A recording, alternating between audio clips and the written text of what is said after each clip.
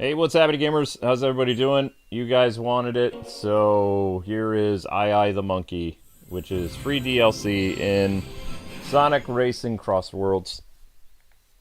So,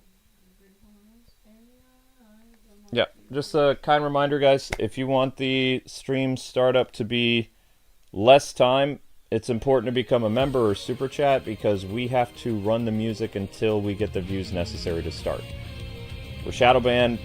YouTube is purging our subscribers, and we're doing the best we can to, keep from closing the channel down. There's also a YouTube short that went up that's kind of like a mini documentary. It's like, I don't know, close to 2 minutes long. If you guys could watch that, leave a comment, tell us what you think about that. That will really help out. And that did take me quite a while to put together because it's on a phone, so it's not easy to edit all those clips together on a phone and do that in a timely manner, like, taking 30 seconds to film a cat short. Any type of, spoken, scripted content takes a while, even as a YouTube short. Just so you know. But today is all about AIAI the Monkey. We're going to go and probably play with you guys, do some other stuff, and then the next stream will be on a brand new game, Blaze Blue, which is kind of like a Castlevania clone, which is interesting that they took Blaze Blue in that direction. And then later tonight will be God of War, the Sparta game, which is interesting. And the game is actually labeled as a T-rated game, which is very surprising because God of War is known for its M-rated content. So they made a T-rated game that talks about the origin of the God of War, like his, when he was actually a son of Sparta. It is a Dead Cells game. In fact, we're playing 2 Dead Cells games today. Just kind of funny. I didn't feel like doing the dinosaur survival thing unless both of these bomb, and then I will have to look at those. Then, of course, later tonight you have a ultimate selects for Spider Keith on Spider-Man. So, that's your day today. I have not finished the God of War thumbnail yet, so.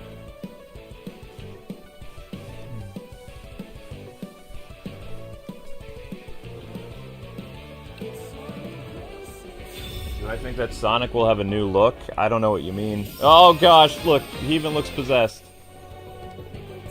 He looks evil!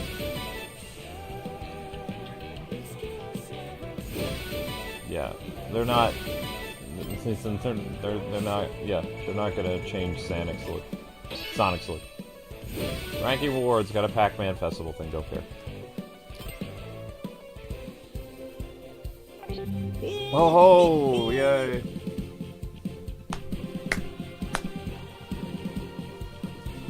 How am I today? I'm tired. I feel bad that I had to run the music for over 2 hours, but I have no choice. Gotta do what I gotta do, It's the most exhausting thing for a streamer is the pre-stream. But if I hadn't done that, this stream would only get 300 views after 2 hours. It's at 600 right now. So I don't know what YouTube is doing these days, but they're draining both Amber and I.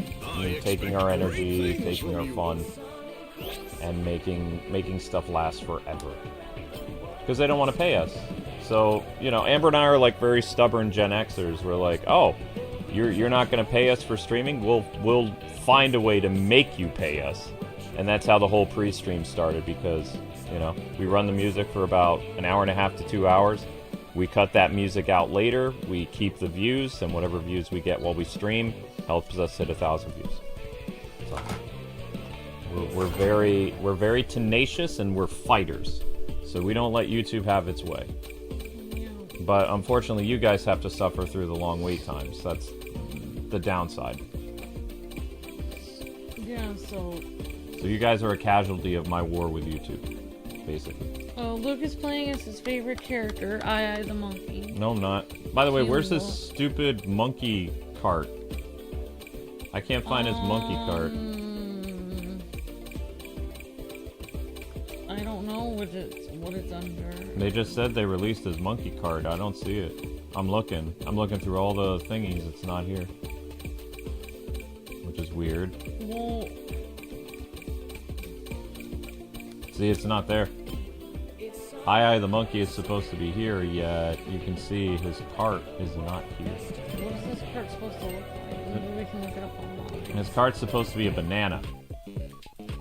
Okay, maybe we can find it. You want me to give it a try? I might be able to find it. Oh. That was a hamburger.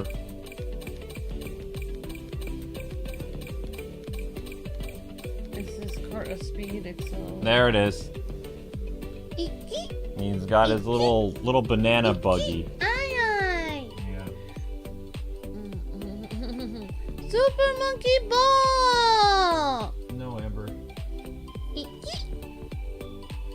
such a cute little monkey. No, Did he's you not. guys and gals know a fun fact about Kwing? That his favorite animal are monkeys? That's not true. He also... Did you guys know something interesting about Luke? That many people think of Batman Arkham City or Ninja Gaiden or Zelda, Link to the Past as some of his favorite games. But actually, it's his most favorite game of all time is... Just because it's Valentine's Day, don't think I won't end you. Be very careful what you say next. I don't trust you. Oh no! No, not the tickling! No, Super Monkey Ball is not my favorite game of all time. I hate Super Monkey Ball. Super Monkey Ball! Ichi! Ichi!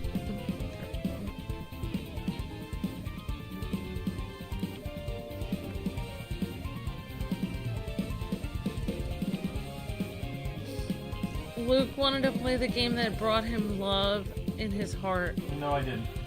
Love, it fills his heart when he plays this game. It fills... In fact, did you guys even see that I added devil eyes onto the monkey? I thought those were eyes of love because it's the color of red, which is for love. Isn't his eyes are swelling with the color of love, which is red. That's the color of your heart.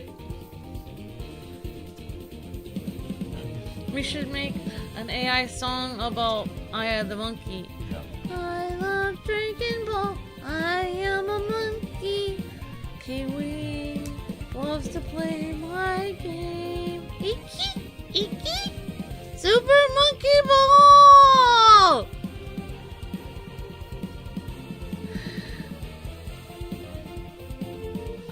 That was for you, honey.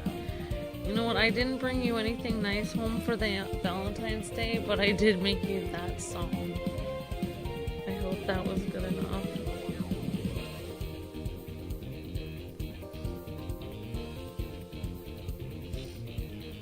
An upcoming fantasy game. I thought I saw Wild Max in the chat. Wild Max is a Where's the banana car? Says Max. There it is. Max has a little smirky smiley face. RFW9286 says Luke loves Super Monkey Ball with a happy laughing face. You're laughing so much because it's so true. Max has a smiley smirking face. And Tim Reed says it's time for the Monkey of Mayhem for AIAI is here. Did I hear Captain Zach? Did I hear an Amber? I did. And thank you, Captain Zach, for the beautiful cards for our birthdays. And I still need to give... Oh wait, I still need to read my birthday card. Thank you, Captain Zach. Here we go, monkey time.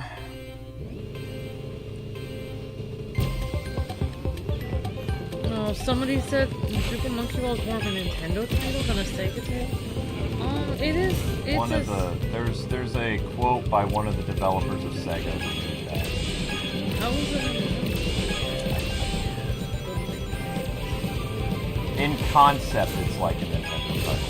A Sega. No, I think in concept it's a Sega title because Sega titles are rage baiting games or enraging games, and that game makes you want to throw a brick through your television, throw your TV, out the window, bury your TV and the game in a 7-foot hole, and then take a plushie of I as a Monkey, strangle him with the wire of your controller, and bury him in the hole. Sounds oddly specific to something I did in the past. Super Monkey Ball games, I never really liked them because they're rage-based. They act like it's all cute and stuff on the surface, but it's not. It's the opposite of cute. Super Monkey Ball! Keep this up, I'm gonna make you do community stream on this stream while I'm here. You'll have to play with people. That's the fun.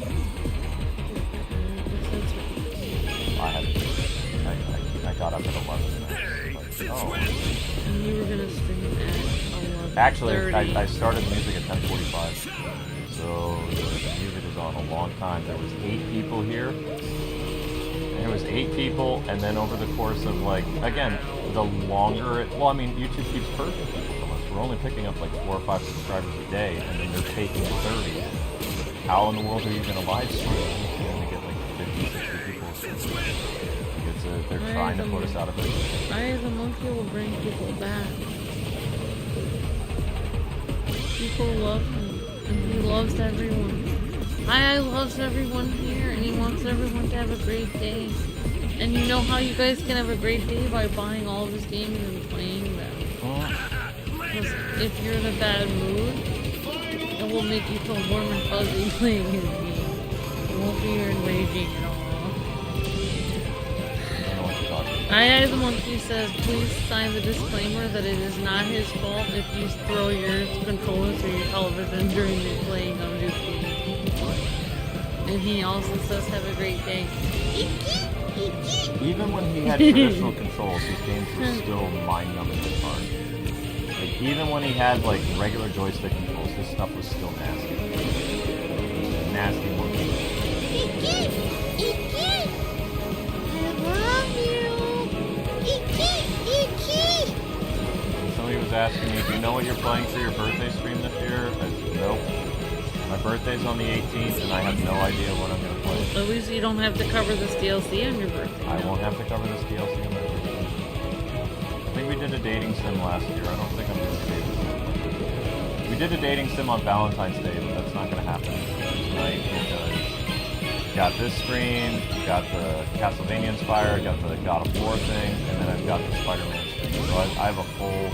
We're playing Spider-Man on Valentine's Day, actually. Maybe I'll make a Spider-Man Valentine's Day thumbnail. Something like that. Because tonight, if I'm not mistaken, we're playing as the Mary Jane stealth mission. Oof. That could be Valentine's Eve, I guess. I don't know.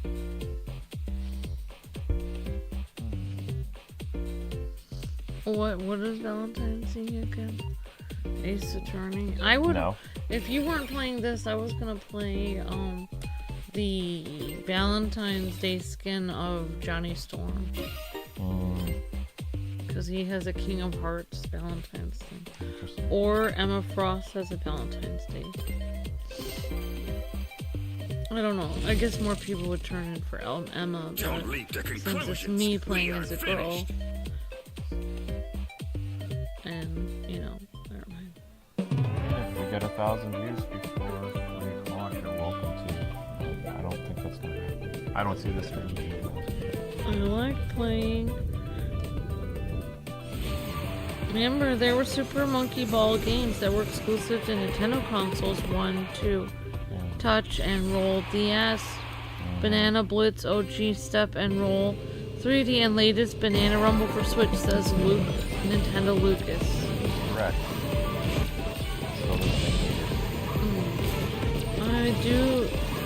I do Luke's birthday, your wedding anniversary cards, and Amber's birthday.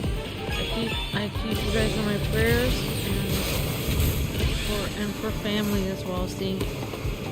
Oh, and I was also sending cards when your family had people that passed away, says Captain. I appreciate that, Captain. Very sweet.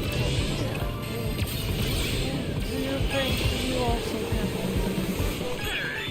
I hope that your child is going okay. And I love seeing your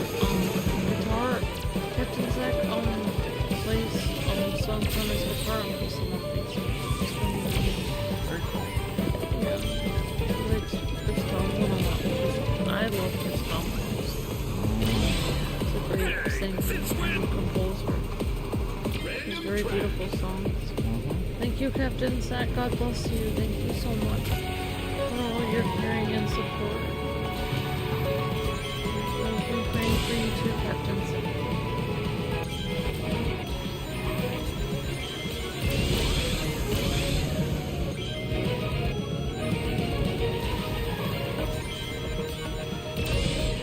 Okay, Daphne says I'm doing 100 CCs of this game as the stupid monkey.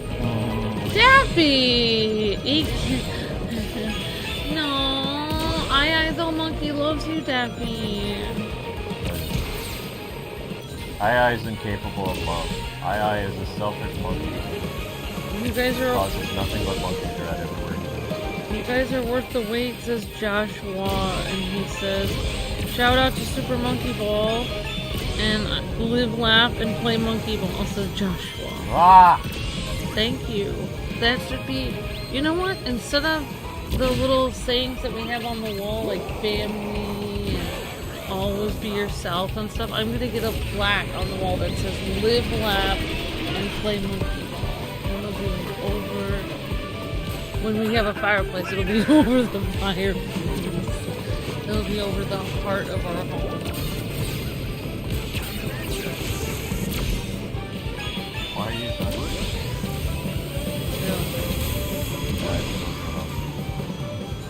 I touched Luke, no.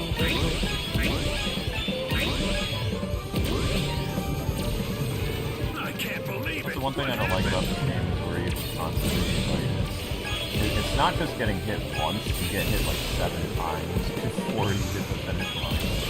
It's like this constant, like, Amber play Monkey Ball, says Tommy Lone Wolf. Amber will be playing later on in the stream, where she'll be racing with you guys for a little bit while I find something. Need something. Okay, I won't tell him that. Super Monkey finish! Happy Valentine's Day, Kwings, says Jessica. Happy Valentine's Day. Happy Valentine's Day, Jessica. Happy Valentine's Day, I love you all, says Marianne. Happy Valentine's Day, Marianne. Hi everyone, hi Mr. Luke and Miss Amber. Hi Miss Deanna.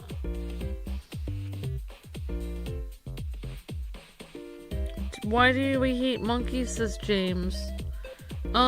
It's just some monkeys that are more difficult to love than others, James. Some monkeys are very trolly. You think that they're gonna be snuggly and sweet, but they end up giving you so much rage.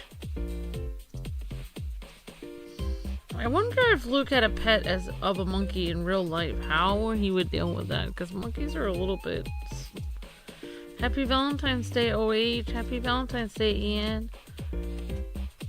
Oh wow, it's Luke's favorite game character, says Later Gator. Yeah, fun fact about this game, like I was saying earlier, but I was cut off by Luke. Some people think of Link to the Past or Batman Arkham City as one of Luke's favorite games. But it's a little known fact that actually, like, one of Luke's favorite game series of all time.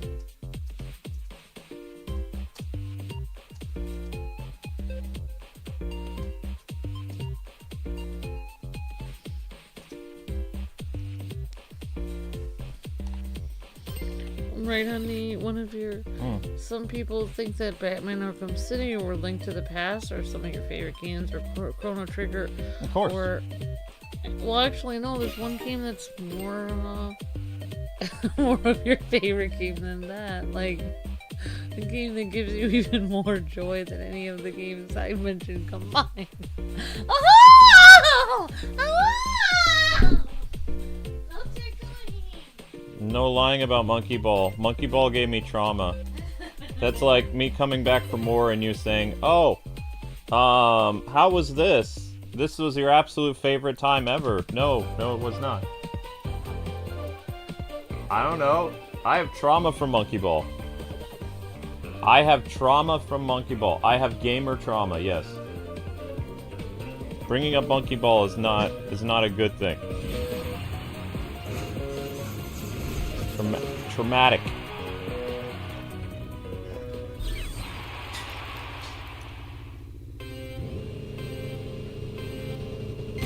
Oops. Well, I don't love AIAI, so it's fine.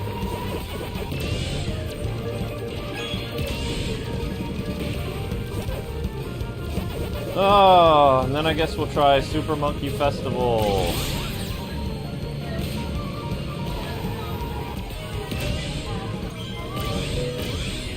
No. Yeah, we don't.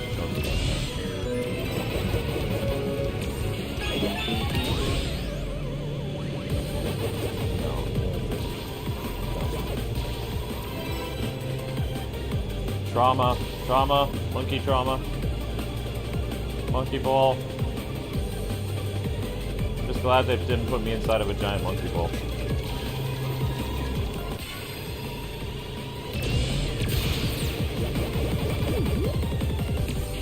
Oh, welcome. I can't catch my rival, that's not good.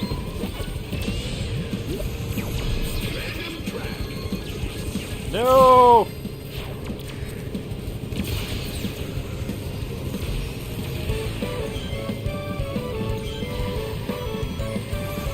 Well, you won't be playing for a while. You can get yourself something to eat, then I'll get myself something to eat. We can go in turns. I'm doing Monkey Festival after this, which is still part of Monkey. And then the community stream aspect, you'll handle it and I'll find something to eat. Why should you be making me something to eat? I'm capable.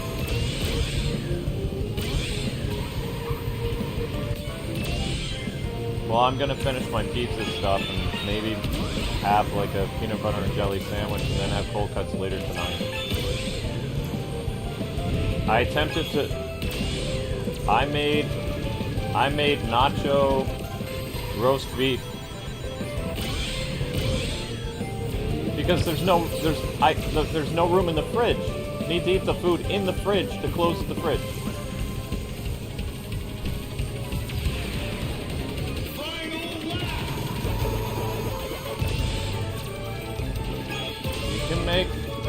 You can make the giant salad if you want or whatever.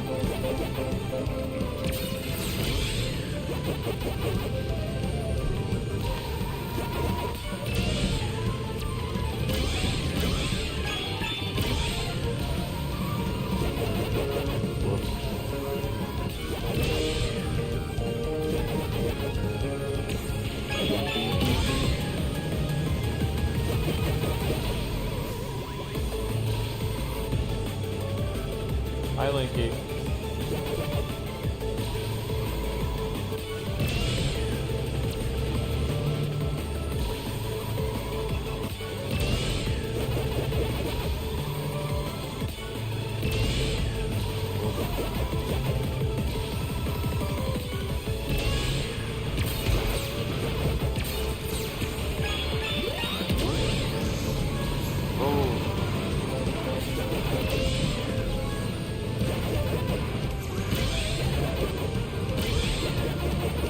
There we go. Roast beef nacho side. Yeah, that did not go well. Because the deli roast beef has certain blends and spices. Okay, honey, make sure you open the window if you're using the stove. Open the window if you're using the stove. Okay, thank you, because I have a headache. I don't want the alarms to go off. I already have a headache. I don't want the alarms to go off. I know, I said thank you. Crossover Grandprix.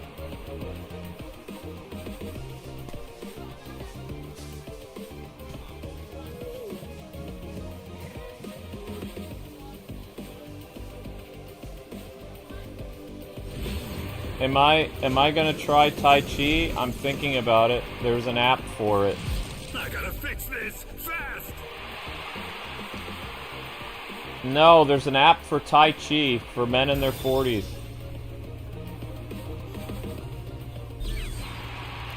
No, I can do it from the safety of my own home. No.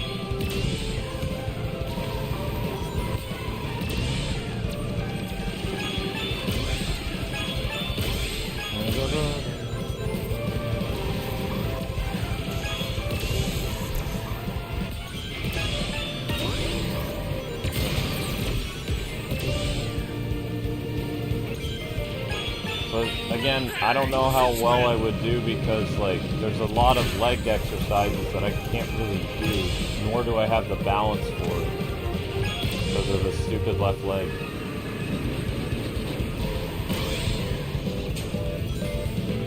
Just one.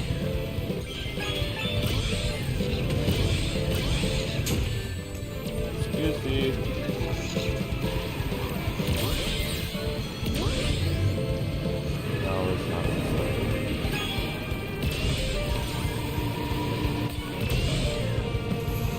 Excuse me.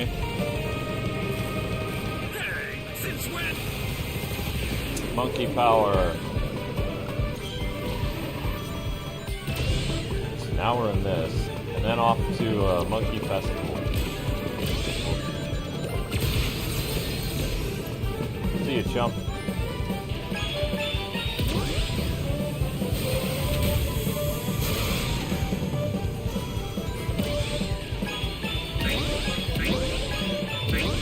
I can't believe it. What happened?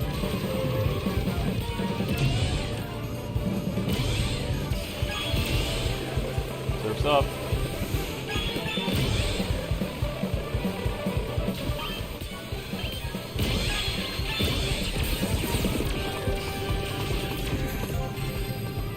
I know.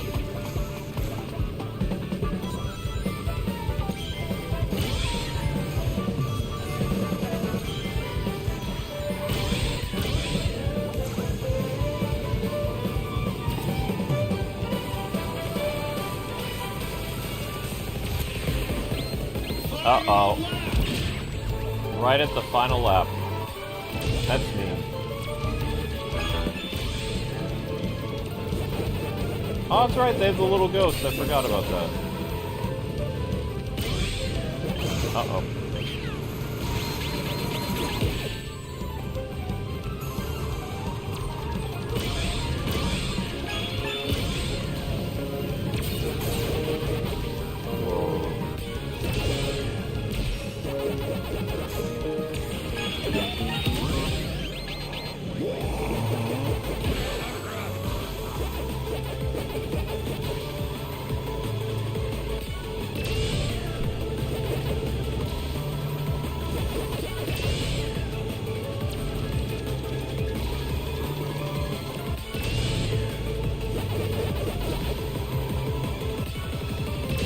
Oops, was I supposed to go after that? No, it wasn't.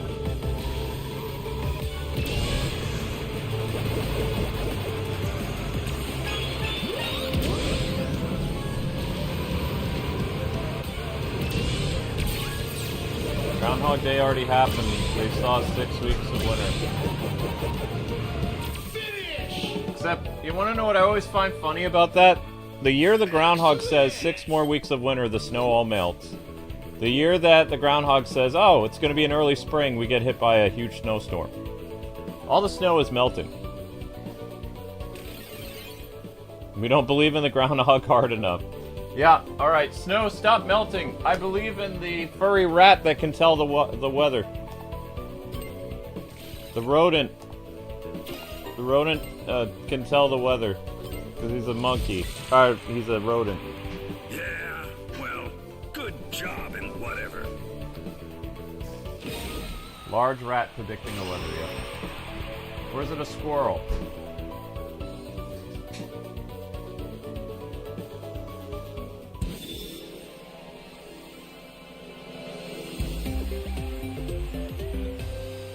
Congratulations!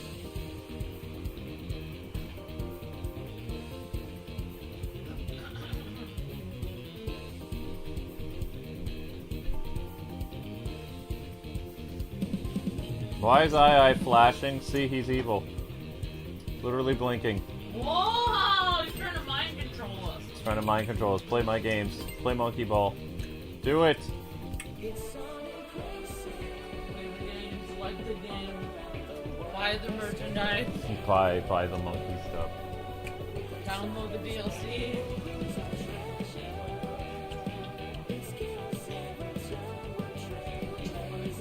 Banana card.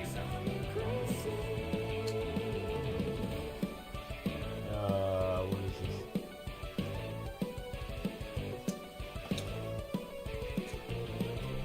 Zero. Alright guys, next up is Festival. Commence the festival. Monkey Festival.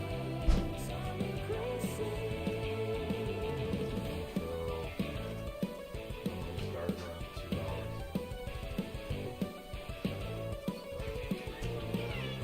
Whoa!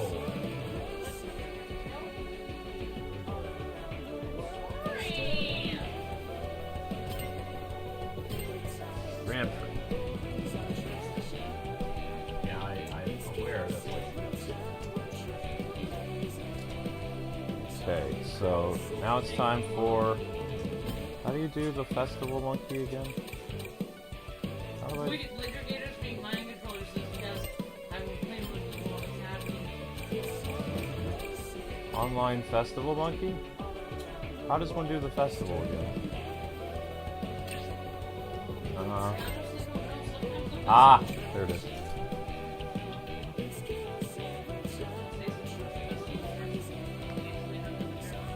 It has been a couple days since the character came out. I've been trying to do monkey ball. I mean, AIAI for a couple days. You did it perfectly on the right day then. I guess so. All right, festival de monkey. Go. Going to match monkey. Wait, it starts tomorrow or it ends tomorrow? Oh, whatever.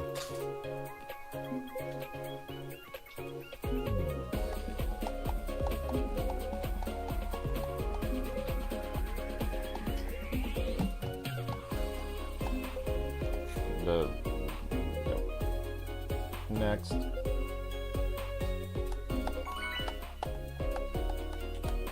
Let's go, AIAI.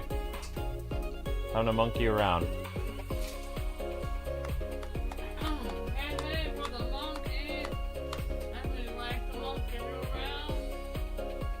Yep. So later today, guys, will be a look at the God of War T-rated game, which is weird, but Whoa, yeah, God of War Origin. Yep. Well, I mean, you really honestly think that the God of War remake trilogy that they're doing is going to include any of the stuff from the early 2000s? They're going to get rid of all that stuff. I guarantee the next God of War remake trilogy, since this game is T-rated, they're probably going to make the next one T-rated. Hello. Lewd, naughty stuff. It's how he replenishes his health. Agreed. No. Let's go. No, in the original games, he would hang out with women and it would fade to black and he would have all his health back.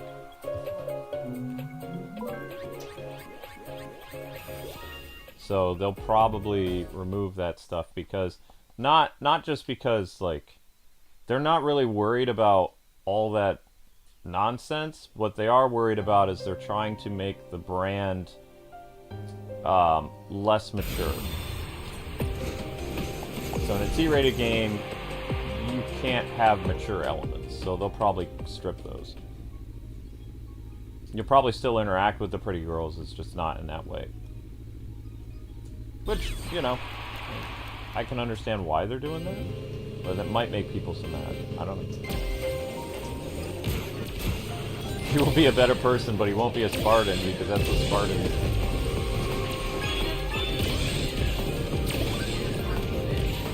Spartans had wives, you know. That's what they were basing it on.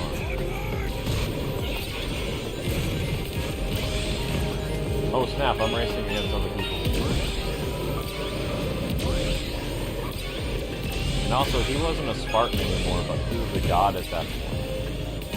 Sleeping with mortals. He becomes the god of war. He was a Spartan guy, and then he came back to life as a god. I don't know if they ever explained how that happened. I don't know. That's why he's called Kratos, the god of war. The god.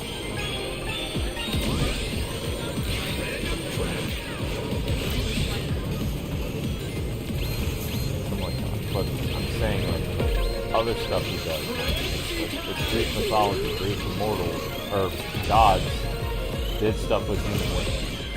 So he does stuff with human women through all fruits of the ordination. It's so that the game can be mature rated besides the blood. So with the remake, the new trilogy, they're probably going for a much wider audience. Not modern audience. Wider audience, and they'll probably have an PG rating.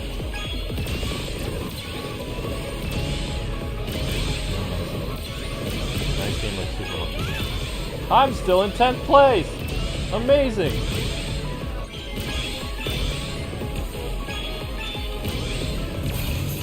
Yeah, well. Talk about games.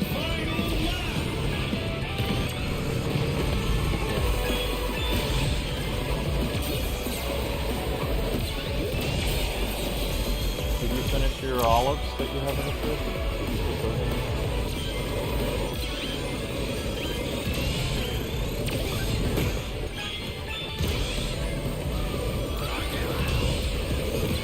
Oh my gosh, I'm actually getting a better place now. I was in 10th place not long ago. What in the world happened? I was in 10th place not long ago. Oh, never mind. Well, I mean, Valentine's Day is a day where men either do something really great or they screw up and they find out about 6 months from now what they did wrong. Oh snap. Where'd my score go? How badly did I do? What? I have no money right now because I have to pay for the car. How did I get 11th? If I didn't have to pay for the car, I would have gotten you flowers and chocolate. And then you would say, we don't have the money for that. Yep. But because I have to pay a certain amount for the car, I'm being very, very careful. Because I don't even know how I got the guy to haggle the price down. I was like, hey, you have it for this much, I can't afford it, I'll have to wait a while. And he's like, he says, I can do it for $575. I'm thinking, sold. I can do that. Originally, $790. Right, exactly. I said, it's taken me months to save up for it because my job... I told him, I was honest, I said, my job, like, cut my, my pay. I had a downsizing. So I've been trying to put the money together, but, you know, between Christmas and all the other stuff, blah, blah, blah. And he was like, all right, I'll tell you what. He says, I can do the brakes and the rotors. And he says, it'll cost you $575 plus tax. I was like, okay. So even with tax, the best it's going to do is $590 probably. It's still cheaper than... Amber is burning. Whatever's in the oven is burning.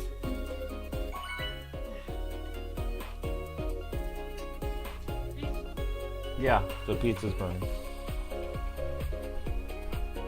I can smell the smoke.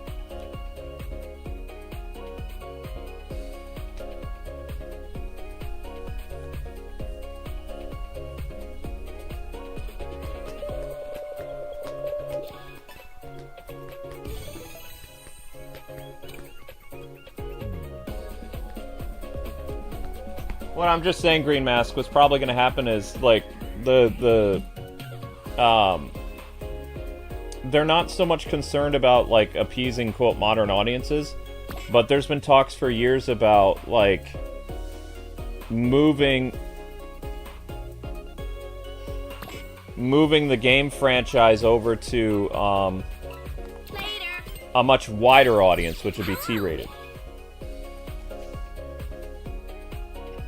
Does that make sense? Like, they want to broaden the appeal of the brand. Not tone it down to the sense of, like, you know, to appease weirdos, but they want to try to put God of War in as many people's hands as possible. And the M rating is kind of like holding it back.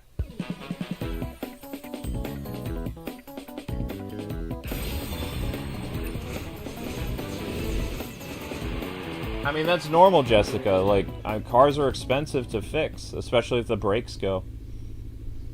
The brakes are dying in our car, and we were supposed to get them replaced 6 months ago, but the only reason we've been in financial jeopardy is we weren't paid for 2 months. Some of the people at my job, they have really fancy cars. They're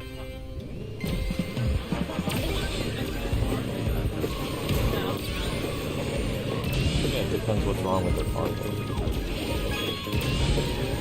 Like, the basics to repair tires, to get brand new tires. If you got 4 brand new tires on your vehicle, it would cost you about $500. If you get 2 brand new tires for your vehicle, it'll cost you $315. Like, you have to, you know, especially if you live in a state where you have to pass the inspection and stuff like that, there's things to consider.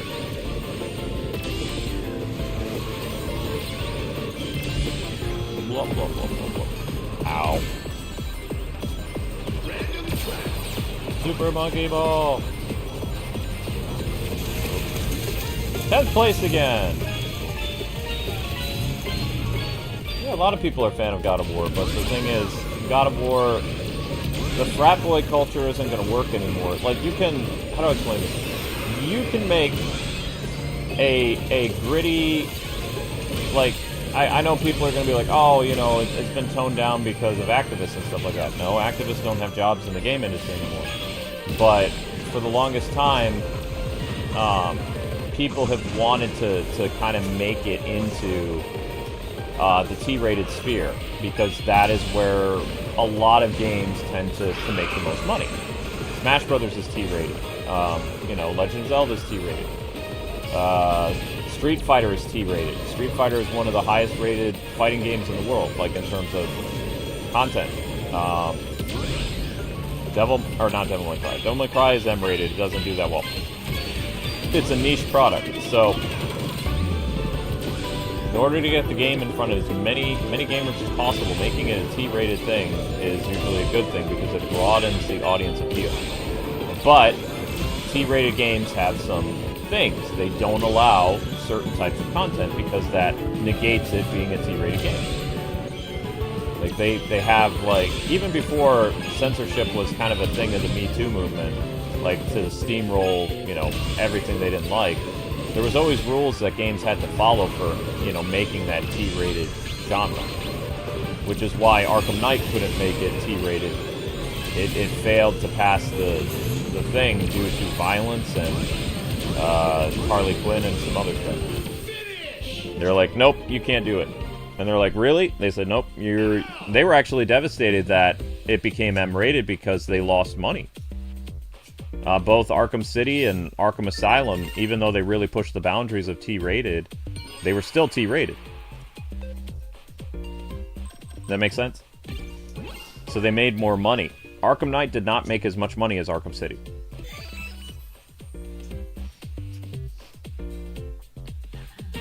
Third place.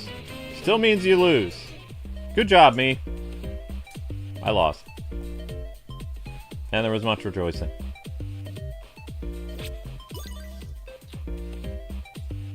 M-rated games are better now. I wouldn't say they're better. M-rated games were censored heavily for 7 years, which actually alienated the people that like that kind of stuff. Like, if you want to make M-rated games, more power to you, you know? You should be allowed to do that. Wow. Stop. Stop it, Link, or you're going in the basement. Zelda, come here. Link, if you continue that, I'm going to toss you in the basement. Yeah, don't give me lip. You can't do that to Zelda. She didn't do anything wrong. Zelda, come here. Come here. You little punk, you cut her. Sorry, Zola. She was just lying in the sun and he like attacked her for no reason. Kratos, the cat of war, yeah.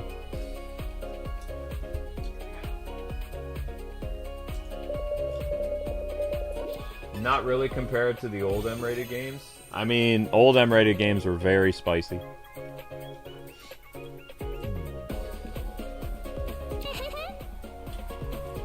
Nowadays, well, I mean, actually, M-rated games are changing again, though. I just saw an upcoming M-rated game on my feed. There is a Snow White game coming out. It's still coming out this year for Steam. It's a hack and slash Devil May Cry style game where you play as Little Red Riding Hood, Snow White, and Rapunzel, and they're all wearing like spicy things. And the trailer they just released for Valentine's Day is very... The prince kisses her, she wakes up, she's scared, so she beats him up, but then she sits on him and winks and ends the trailer. So, I mean, M-rated games are going back to that, you know, frat boy humor.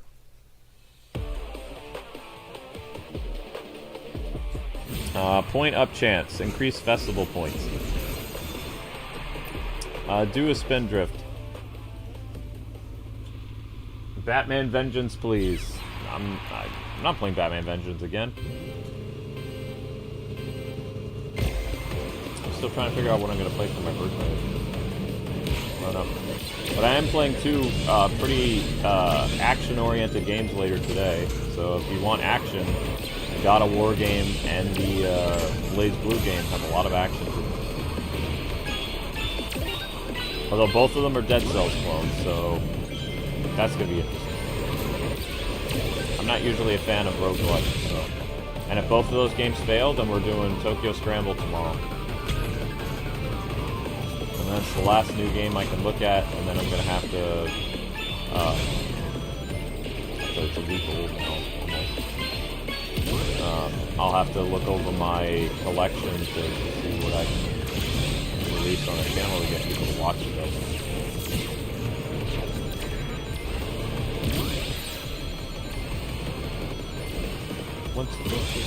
Can you put that in the section so the police can get off?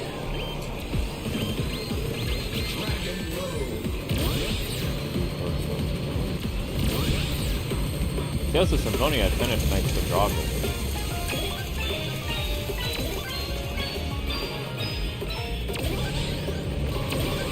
Gauntlet again. You played Gauntlet last year.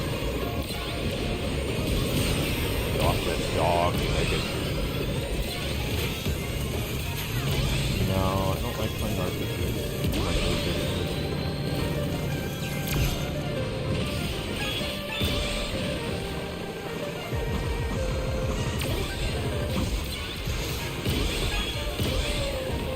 I still have 2 weeks until Resident Evil comes out. Resident Evil's going to be the big this month.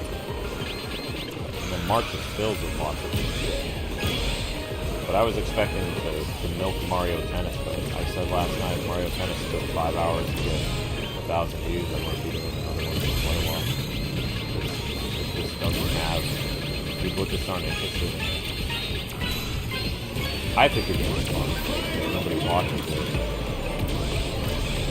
Not something that I want to invest in. I hate doing 5-hour streams.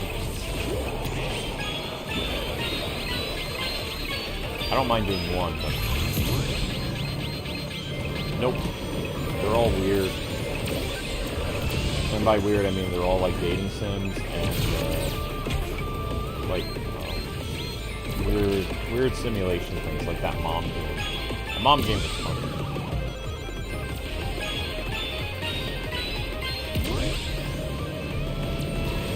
Probably gonna do Gauntlet because I like it. I had fun playing Gauntlet last year. Hack and slash in general is fun.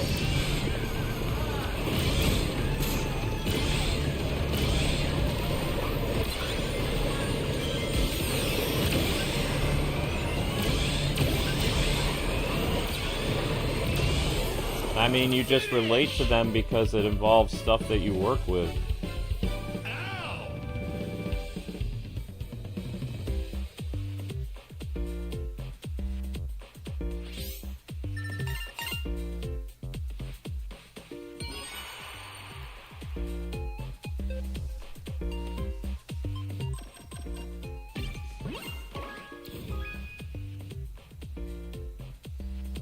Oh, I still do family-friendly stuff too. It's just like I'm shadow banned, so it's not like I'm gonna hit the search engine doing something any family-friendly or mature rated. It doesn't matter.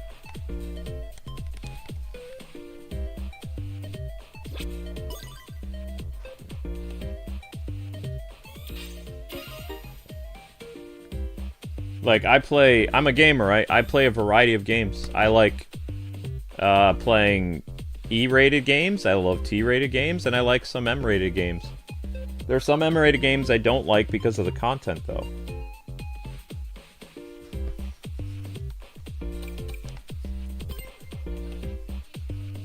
Yes, please. Yes, please.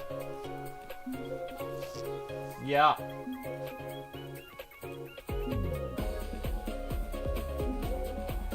There are 2 new Sonic characters. I mean, I might have to install Tekken again and do some Tekken DLC or something, because, you know, or put Fortnite back on here. I don't know.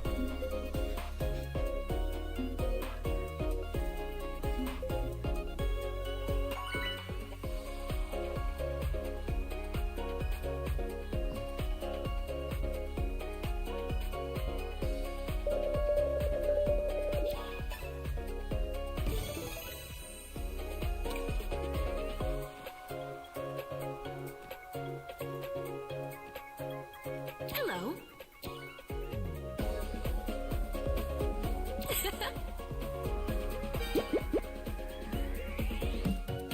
Let's go. Hey guys. Agreed.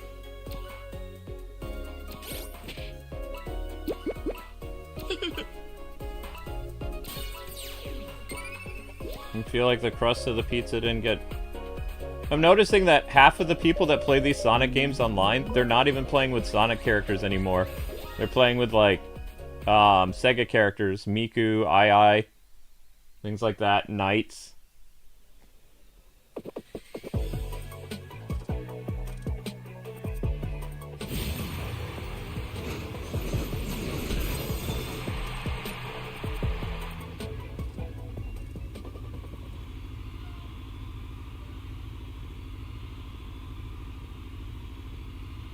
Waiting for other flavors.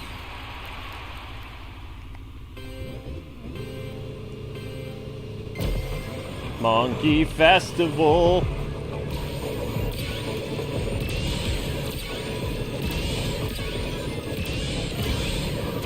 Ninja spin. Whoops.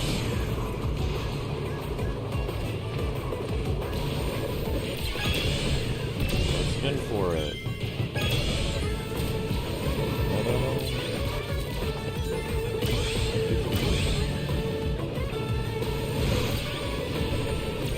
My wife gave me pizza.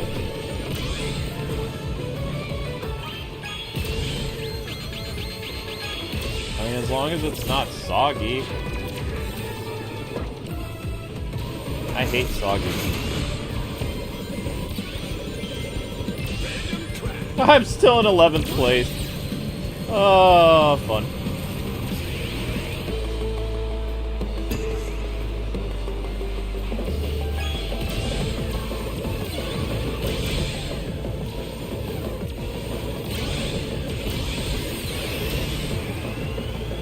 After this, I'm gonna finish up the breadsticks. And then the door should close.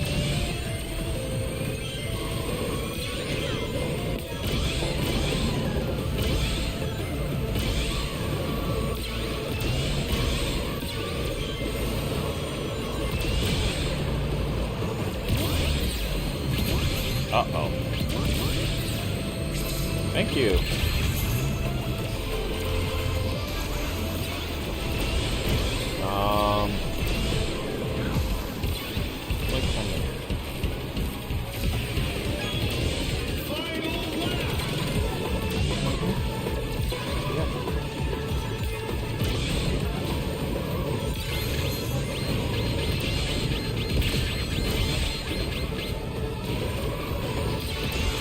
Every game I'm doing today is single player except for this.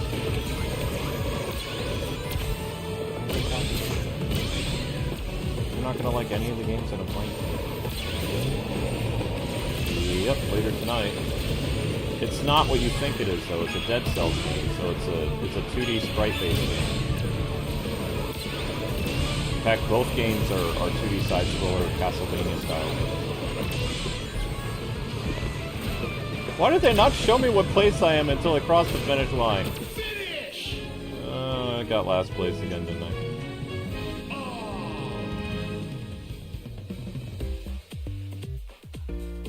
Yep. I was like, where is it? No, it's last place. Well, at least I got a spin challenge.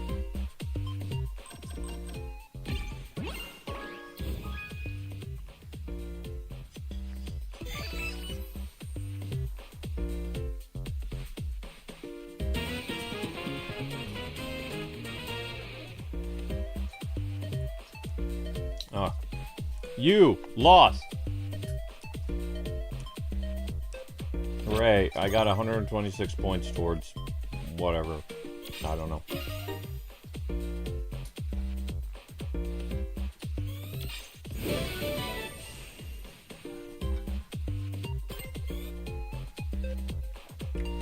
Hooray, a banana decal.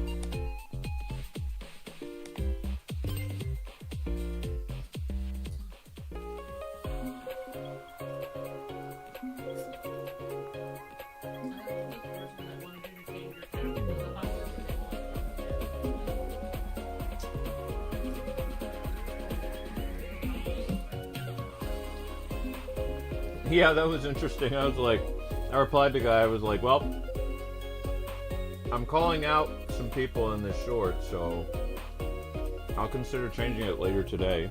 And you can come up with a better title that'll get views.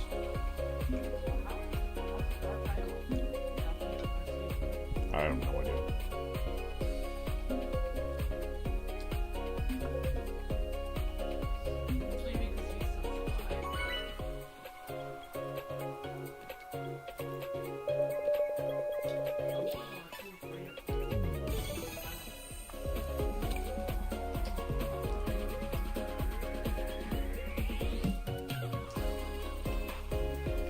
Well, I'm no ally to either side, though.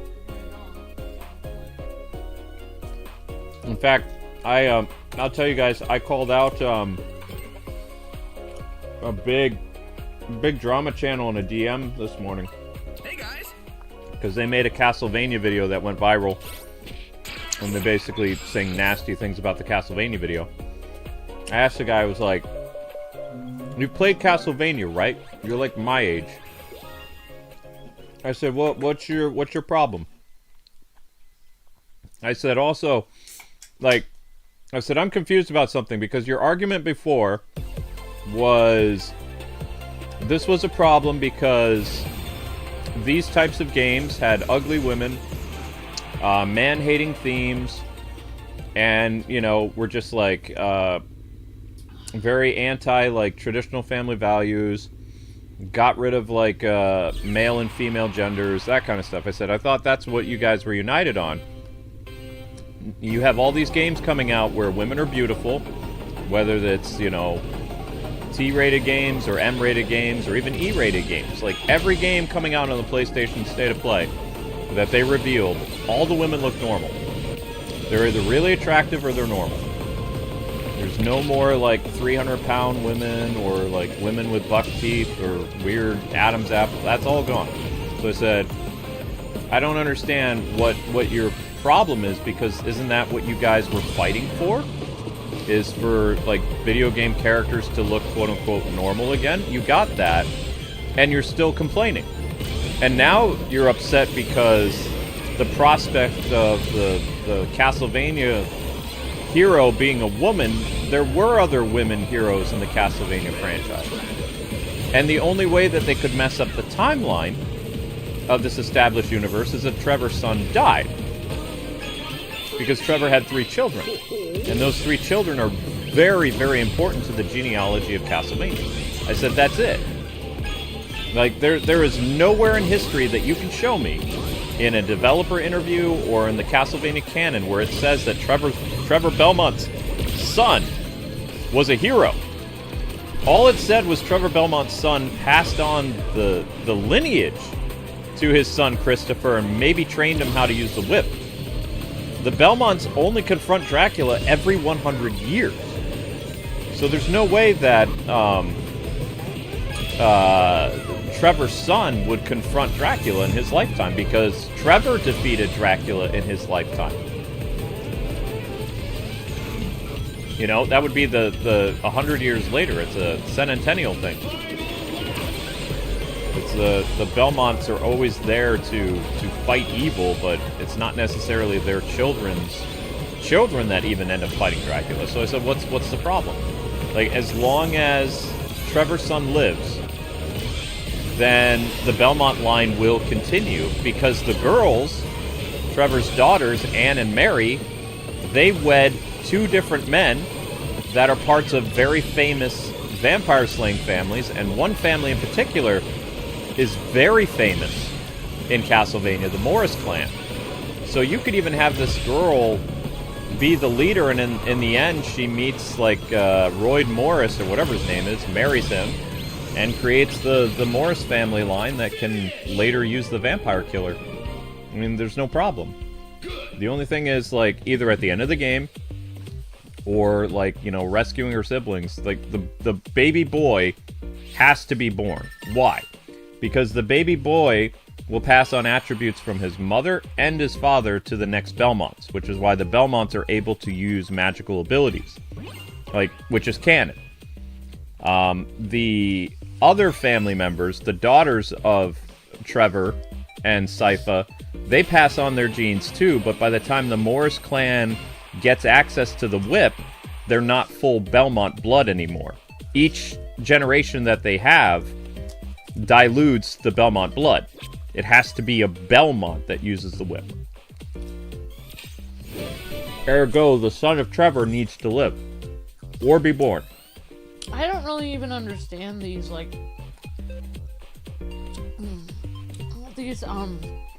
podcast channels that are anti-woke, especially one of them that has a female on the panel. Because half the stuff they say is like females can't do anything, and you can't have a female in a prominent role in a game because it's not realistic that a female would be able to actually do anything. Sure it is. It's like, how could you be a girl and be on that panel and sit there and listen to guys say that? Well, what I think is going to happen, eventually a lot of these women that have been a part of this group forever, they're eventually going to leave, because now they're shifting the argument. Like, what people don't understand is they're contradicting themselves, because before, they got everybody on board, me on board, all these other people. She's coming after your pizza.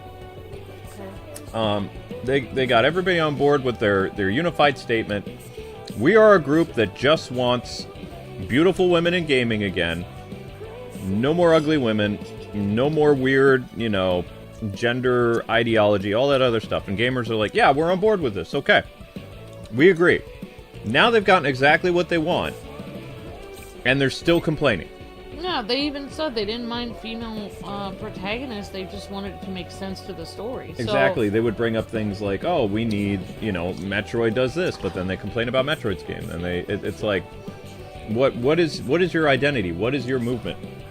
You know? So really what they do is they're either people that complain about everything, no matter what it is, or they're exactly what the woke people accused them of to begin with, which was that they hate women.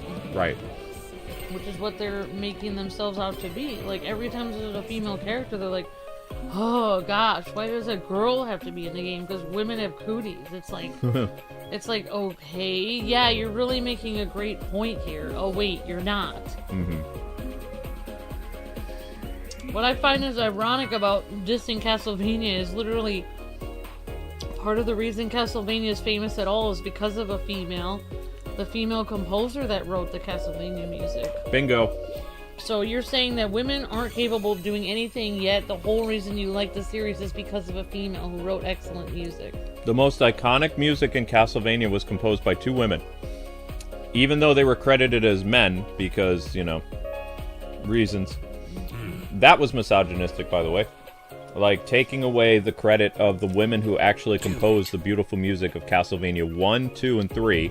Very well. And even though I believe they had a man do Super Castlevania and Dracula X, they had another female composer who was responsible for what people consider the most iconic Castlevania score ever done, which was Symphony of the Night. And that lady stayed on and did the Castlevania music until Lords of Shadow, when Konami replaced the composer with, I believe it was a German male composer for the reboot. As I never even got, even when I was in school, in high school and stuff, there were these guys in my class that basically made this argument that were like, yeah, women are evil and also women are stupid. And they're like, there's nothing you can do about it. That's just how it is. You're not as smart as me, and you basically are worse of a character person than me. It's interesting that I was able to literally get a better score than all of them in my honors physics class, and they all worked together on one problem. I worked by myself, and I got a better score than them. So I thought that was hilarious, because it actually proves them wrong, that they're not smarter. It's not men or women that are smarter than each other. It's how hard you work or what you go to school for. Did you know? It has nothing to do with if you're men. Did you know the original first Belmont in history before she was retconned was Sonia Belmont, the mother of Trevor? Sonia Belmont challenged Dracula's castle in the 13th century, and she gave birth to, between a union of vampire and human, Trevor Belmont. Trevor Belmont was originally the son of Alucard and Sonia Belmont. So arguably the most famous Belmont, who appeared in the most games, Trevor Belmont, was of half vampire, half human blood. Oh, wow. He was the son of Alucard. Now, the reason why Alucard didn't know that Trevor was his son originally is because something happened at the end of the game that Sonia was in, where Alucard was injured badly, and he got amnesia, so he didn't even remember Sonia Belmont. So Sonia ended up raising the child alone, which would have been problems, back then. A woman, out of wedlock, raising a child, which was part of the reason why the Belmont line was considered bad. Oh, yeah. Right.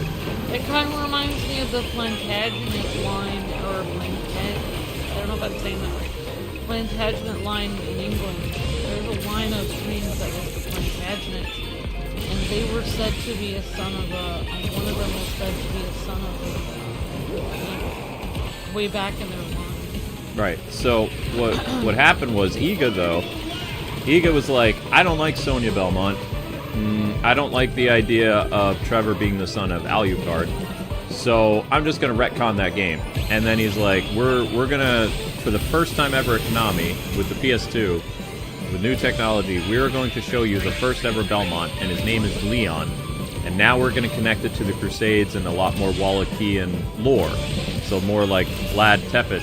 I kind of like Sonya, though. I think that's cool, having it has a Devil May Cry feel where one of your ancestors is a demon, but you kind of redeem your evil part of your blood by being a good person.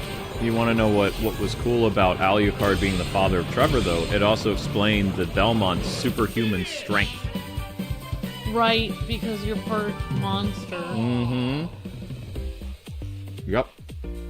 But Iga didn't like that. I think that's really cool. In fact,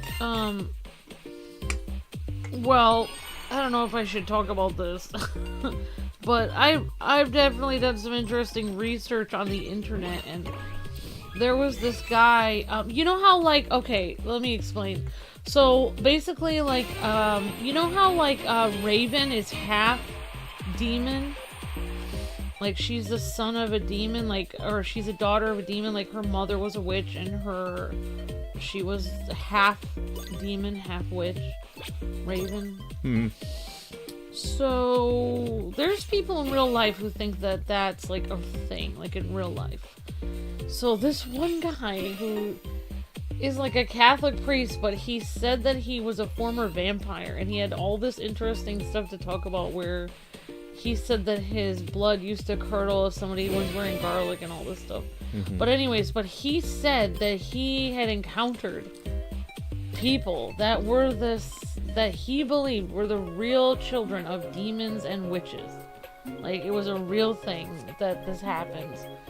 And he said that as long as half of your, and this is a Catholic priest, this guy could be crazy, but according to him, and just not that it's like fact, I'm just saying that this is like lore based on interesting real legends and lore. According to him, if you are actually the child, like if you're Raven, and your father is a demon, your father's Trigon, and your mother is a witch who worshipped evil, you can be saved. You can become Catholic. You can be saved. Hello? Because your father can't, like Trigon can't, because he's a demon. But if you're half human being, you can be saved.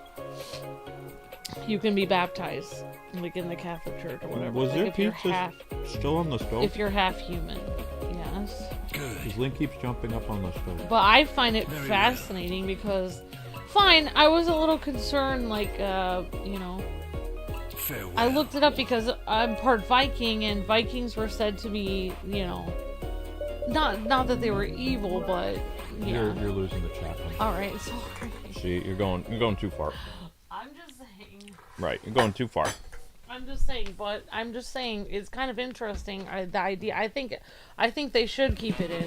I think the lore of Alucard being the father, I think that is really cool. It's a Devil May Cry idea where demons never cry, you're part demon, but you end up doing the right thing anyway. I think that's really cool. Like, that's cooler than, no offense to Egon, but I think Ega, I think he messed it up. Egon? Ega. I think Ega messed that up. There were a couple Castlevania games he didn't like that he retconned.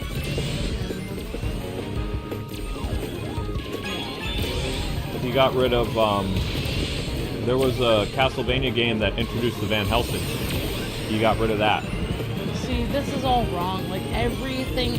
That's the thing, though. That's what's interesting. That's what's interesting about it, is that she had to raise the child alone, and she was rejected by the church, and all of this stuff is a great part of the backstory, because it shows, like, that you went through all of this heartache and trauma, and then you end up being the champions for the church later on, even though the church rejected you. I think that's a great story.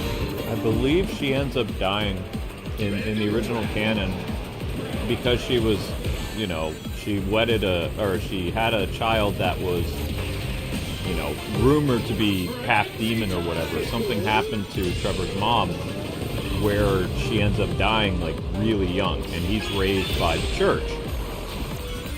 And he can't stand the church. Which is why the Netflix show has him, like, really angry about stuff. But Ega also there were some really great Castlevania games that did not feature the Belmonts because the Belmonts were gone, and you had characters that were connected to, like, Van Helsing and the Morris family and stuff like that. And it's interesting that he kept the Sega Genesis games were still canon because he actually made a sequel to the Sega Genesis game, Portrait of Ruin, which, to me, everybody says Ega's best game is Symphony of the Night. I would challenge people and say the best Castlevania Metroidvania game is Portrait of Ruin. Portrait of Ruin is an amazing game that takes all the cues from Symphony of the Night and it expands upon them in ways that it improves it. And you play as two characters that are relatives of the Belmonts, but they're not Belmonts. In fact, no real living Belmont shows up in the game. Except for, like, when you beat the game, you have a mode you can unlock where you can play as the spirits of Richter and Maria. So Richter Belmont, his soul, and Maria, his wife's sister, who had magical abilities like the Valdez family. So, if anyone doesn't know, like, something Luke was telling me earlier was that Sypha, she had the magical powers or something. Mm-hmm. And that Trevor is her husband, and he had the power to to be able to withstand holding the special whip that you use to slay vampires. And if you don't have the bloodline of being able to hold the whip, then the whip will actually drain your life force so much by wielding it that you'll die. So only Trevor's family can hold the whip, and only Sypha's family has the magical powers. So them getting married together gives them the ability to hold the whip and have magical powers together. And that's why the bloodline is so important, because it has to do with having the magic powers from Sypha and having, or superpowers from Sypha, and having the whip wielding powers from Trevor. I don't know why anyone would ever get rid of that continuity. Like, why Iga would mess that up. Well, he messed up Sonia. He was like, Trevor still ended up being born somehow, and his mom may or may not have been a vampire hunter, or married to a vampire hunter. But Trevor, you know... But I think it matters. It's cool to know the backstory. Right. Like, I don't want to know may or may not. I'd like to know the whole lore. Yeah, so what they did is... I mean, technically Sonia could still exist in the canon, because you have, from the 11th century, all the way until the 14th century, when Trevor... 14th or 15th century, when Trevor is the Belmont. So you have all those years in between the 11th and the 14th that you could actually have a game about a Belmont. And, you know, go more into the story, if you wanted to. But they never have. You know, about which years? Between the mid-11th century and the late 14th century. You have all those years that you could make a Castlevania game about another Belmont. Yeah, the 1100s are cool because the castles in the 1100s were the most cool castles ever. That's my favorite era of castle building. You know, in the movie Brave with the Scottish castle that's made of very thick bricks like that. That's like, castles back then were basically fortresses. Like, if you look at the castle that's made like in I think it was the 1400s. It's the castle that the Cinderella castle is based off of for Disney World. Like, those castles had all these flourishes and flags and stuff on them. But if you look at the 1100 castles, the castles made around 1100 AD, man, they looked cool. Man, they looked cool. They still had the towers, but they looked more like Warcraft towers. Everything was like thick walls. And man, you could not ever get in there. Like, there's no way you could penetrate those castles. That's my favorite era of castle building, is the 1100s. I love that era. I wish I could live that. It would be so cool. Well, we don't have the spinning fin ability. It'd be cool. Like, I think back then in medieval times, people ate. As far as I remember, like, I think our class went to this medieval thing. And they were talking about how back then, like in Europe and stuff, people didn't have plates. They would just have this stale piece of bread as your plate, and you just put food on it. And then when you were done eating it, you just kind of like scarf down the piece of bread that's stale underneath your. Do you want? It'd be so hardcore. Do you want to know why they retconned the Castlevania 64 game? Why Iga hated them so much? Is because instead of there being a Belmont, they made another bloodline, and they didn't explain where he's from. His name is Reinhardt Schneider. He's German, whereas the Belmonts are French, usually. Oh, Belmont, yeah. Right. Oh, yeah, that does sound like a... So, Reinhardt Schneider is the main lead in Legacy of Darkness, and he has possession of the Vampire Killer. And they don't tell you how he got it, because during this time, the Vampire Killer, like after sometime in the late 1700s, the Vampire Killer was passed on by Richter Belmont to the Morris family, a distant relative, which is, you know, again, one of the Belmont daughters married, one of Trevor's kids married a Morris, right. The Morris name sounds Irish. I don't know where the Morris is from. I think they're English, or Moors or something. It doesn't matter. So, but the problem is, it lines up with a time frame where no one else would have had access to the Vampire Killer than the Morris family. and the Morris family had possession of the vampire killer from the mid-1800s until the year 1998. So it messes up the original continuity. Right. And also, there were things in the story that he didn't like, because it's the first Castlevania game to introduce the Hellsings. And the Hellsings are very, the old man, I don't remember what his name is, but he's a relative of the Hellsings. He's a vampire hunter who is more skilled than Reinhardt Schneider in the game. And he's like this old man, he's supposed to be like Van Helsing or whatever like that. He uses a stake, he's very powerful, he kills a couple vampires, he helps out young Reinhardt who's like 18. And another aspect that they didn't like is Carrie Fernandez is the descendant of Saifa Beldez. So she comes from the Spanish line. So that means somewhere along the line, like Belmont ended up marrying somebody from Spain, and that's where they came from. So they basically muddied the gene pool, and the characters were really cool, but he hated the ending. The ending of the game is Reinhardt Schneider defeats a character called Matthias, who was Dracula, reincarnated as a kid. And why? Why would he be reincarnated? That's so stupid. Actually, that's a big role in Castlevania, but we'll get into that. So he saves the world, and then he ended up falling in love with this vampire woman. The vampire woman somehow survived. Her name was Rose. She had blonde hair and a red dress. And of course. Yeah. He ends up marrying her, and Iga did not like that, because he's like, wait a minute. He says, how does that make sense? Didn't you kill her in the game? So he's like, no, the Legacy of Darkness, it's too confusing. It's too weird. But he stole a concept from it, and this is important. So when he retconned 4 Castlevania games, Circle of the Moon, Legacy of Darkness, Castlevania 64, Castlevania Legends, and one other game, he was like, I like this idea of making Dracula reincarnate into another younger person.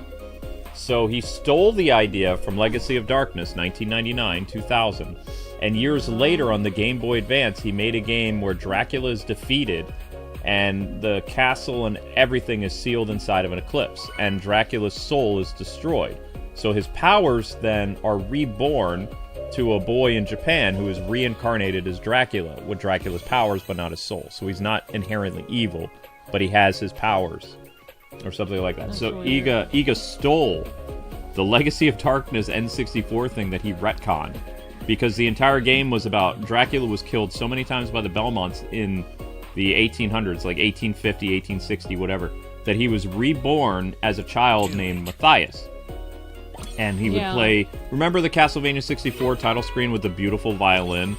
Yeah. Like the creepy violin? Yeah. I think so. In fact, Legacy of Darkness had some of the best Castlevania music. I do think that being misunderstood and being mistreated by people is part of being a hero, though. And I think, like, the fact that what's-her-name... like, was mistreated and was said to, like, be extradited from people, or, like, like, people would basically shunning her because she was raising this child alone. I think that is a really important part of, like, her backstory. I don't think that's a good part to get rid of, because, like, even think of, like, just to use an example, the Spider-Man movie, when Spider-Man 2, like... to be a real hero, you basically have to be rejected by the rest of the world. To actually be a hero, you kind of can't have a real life. Like, if you were going to be a real hero and help people, a lot of times you're going to be hurt by the world. Well, of course, but we never got games with that. Like, the Netflix show kind of said that the Belmonts fell from grace, and they were renowned knights and monster slayers, but something happened where... about their abilities just started to terrify people, so sometimes they'd be hunted down by the townspeople that they were trying to save. And think of, like, I thought that was a cool aspect of, like, I mean, I haven't really, like, the Van Helsing movie was that, people say all kinds of bad things about Van Helsing and, like, don't want to talk to him, and he's kind of untouchable. Like, I think, like, having to do, like, a very extremely difficult thing, like, that most of the church, even at that time, might not even, day-to-day people might not believe in vampire hunting. So you'd have to get somebody crazy to do it. If that makes sense. Somebody who's kind of on the outskirts of society. Even, like, one of my favorite heroes, Rambo, Like, like he got sent to a certain job because he was expendable. There you go. Even like James Bond, a lot of the stuff he does, like they say, like, oh, I'll pretend I don't have any knowledge of your mission if anything happens. So I feel like that's like a thing. Like when you do a secret mission or an important mission, like it makes sense. Like you wouldn't be on the inner circles of society. You'd be like on the outside. People wouldn't know what you do. That kind of makes sense. Yep. But what I like about it is, like with Sonia, things not going well for her. Like Leon was a prominent knight, right? He was renowned during the Crusades. Everybody loved him. His wife ends up, because I don't know if they say, the story with Leon that doesn't make any sense though, and I'm just going to say this as like a Castlevania person that I've never understood this, because we had a clear idea that at the end of Castlevania Legends with Sonia that she gave birth to Trevor. Like, at the end of Lament of Innocence, Leon's wife, her soul becomes the vampire killer whip. When did she and Leon have children? Like, Leon loved her. She was killed by the person who would become Dracula. Right? She was killed by a vampire named Walter. Stupid, but whatever. It's not stated if Leon had children with his wife. So did he just randomly find some woman, some second wife to have children with in order to pass on his revenge? Or did he actually have children with his wife? They never state it. Whereas, and Iga's like, this is better because now we have an understanding of how the first Belmont began. But the very first Belmont was Sonia, who was a daughter of a prominent French knight, ran into the castle with the vampire killer whip, which they don't even explain. I think they call it the Morning Star. They don't even explain how the whip is. The whip just is, right? There's a mystery behind the whip. Nobody knows. Oh yeah, isn't her soul in it? No, that's later. That's Lament of Innocence. Sonia uses the... so the first Belmont was a female? That's interesting. Well, the first one that's recorded in the games. Yes. Wow. Yeah. The first one that was recorded in the games is Sonia. But at the end of the game, Sonia gives birth to a child, and that child is Trevor. Thank you for the highlighted message and for being a member for 15 months, Miss Deanna. Thank you, Miss Deanna. Miss Ambers, there's a show called Haunted Hotel on Netflix where a powerful demon literally possesses a child from the 1700s. So Dracula possessing a child in Japan isn't that really that much different, says Miss Deanna. Mm-hmm. Yeah, I guess so. Except for, well, yeah, I guess so. My biggest problem with it is that Iga said, like, over time, he was like, the idea of these Castlevania games don't make sense in the timeline. And that's why he retconned them. But then he took one of the coolest aspects of the 3D Castlevania games at the time, the 64 games.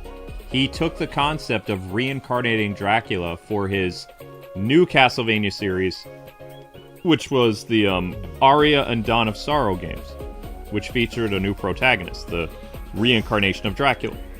Yeah, but I really think that, like, being a soldier for good actually comes with being rejected by the world.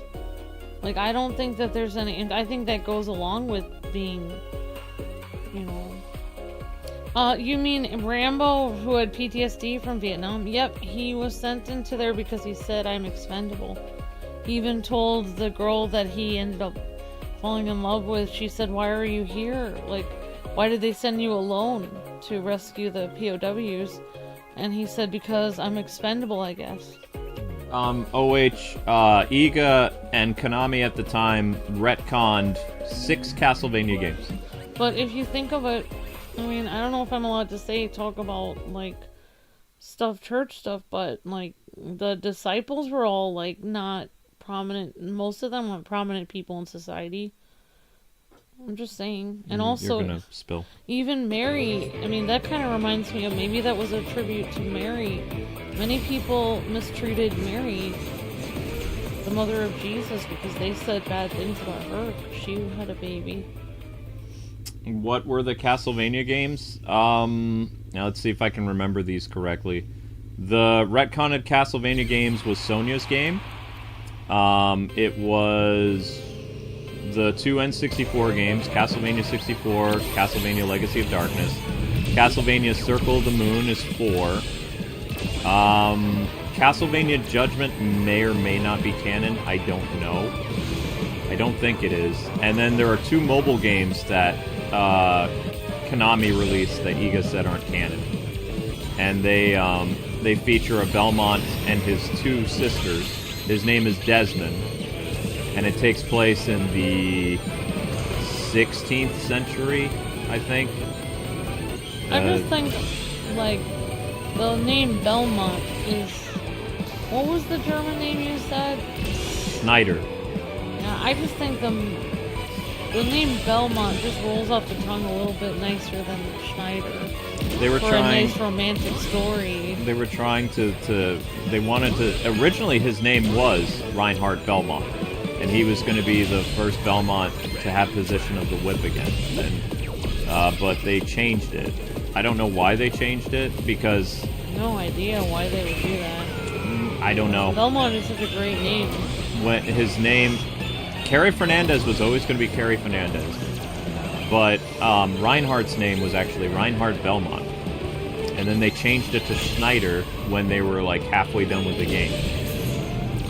I just think, like, if you're gonna fight Dracula, it'd be like, my name is, you know, what's this, whatever, you know, so-and-so Belmont, Christopher Belmont, or whatever, instead of Christopher Schneider. It just doesn't feel like you can face Dracula with a name like Schneider. I just don't feel like, I think it would be more of an interesting story. It just rolls off the tongue better than there's an interesting scene in Legacy of Darkness where Reinhardt confronts Dracula, and Dracula sniffs the air, and he's like, I smell that cursed blood. And Reinhardt's like, he just says, yeah, we're still here. And Dracula's like, impossible, because, you know, he remembers that Richter Belmont was the last or whatever. So here's another person in front of him, you know. It didn't really make like any the sense. name Richter, no offense, but I just think, I think it would have been a cooler name. You could have come up with a cooler name. Richter is peak Belmont because of how powerful he is. Yeah, but like, why do they make his name Richter? It's such a weird name. Christopher, that's a great name. Christopher was already taken. Sypha, that's a cool name. I don't like the name Richter. I don't like that. I don't understand why they would name something. I No did- offense.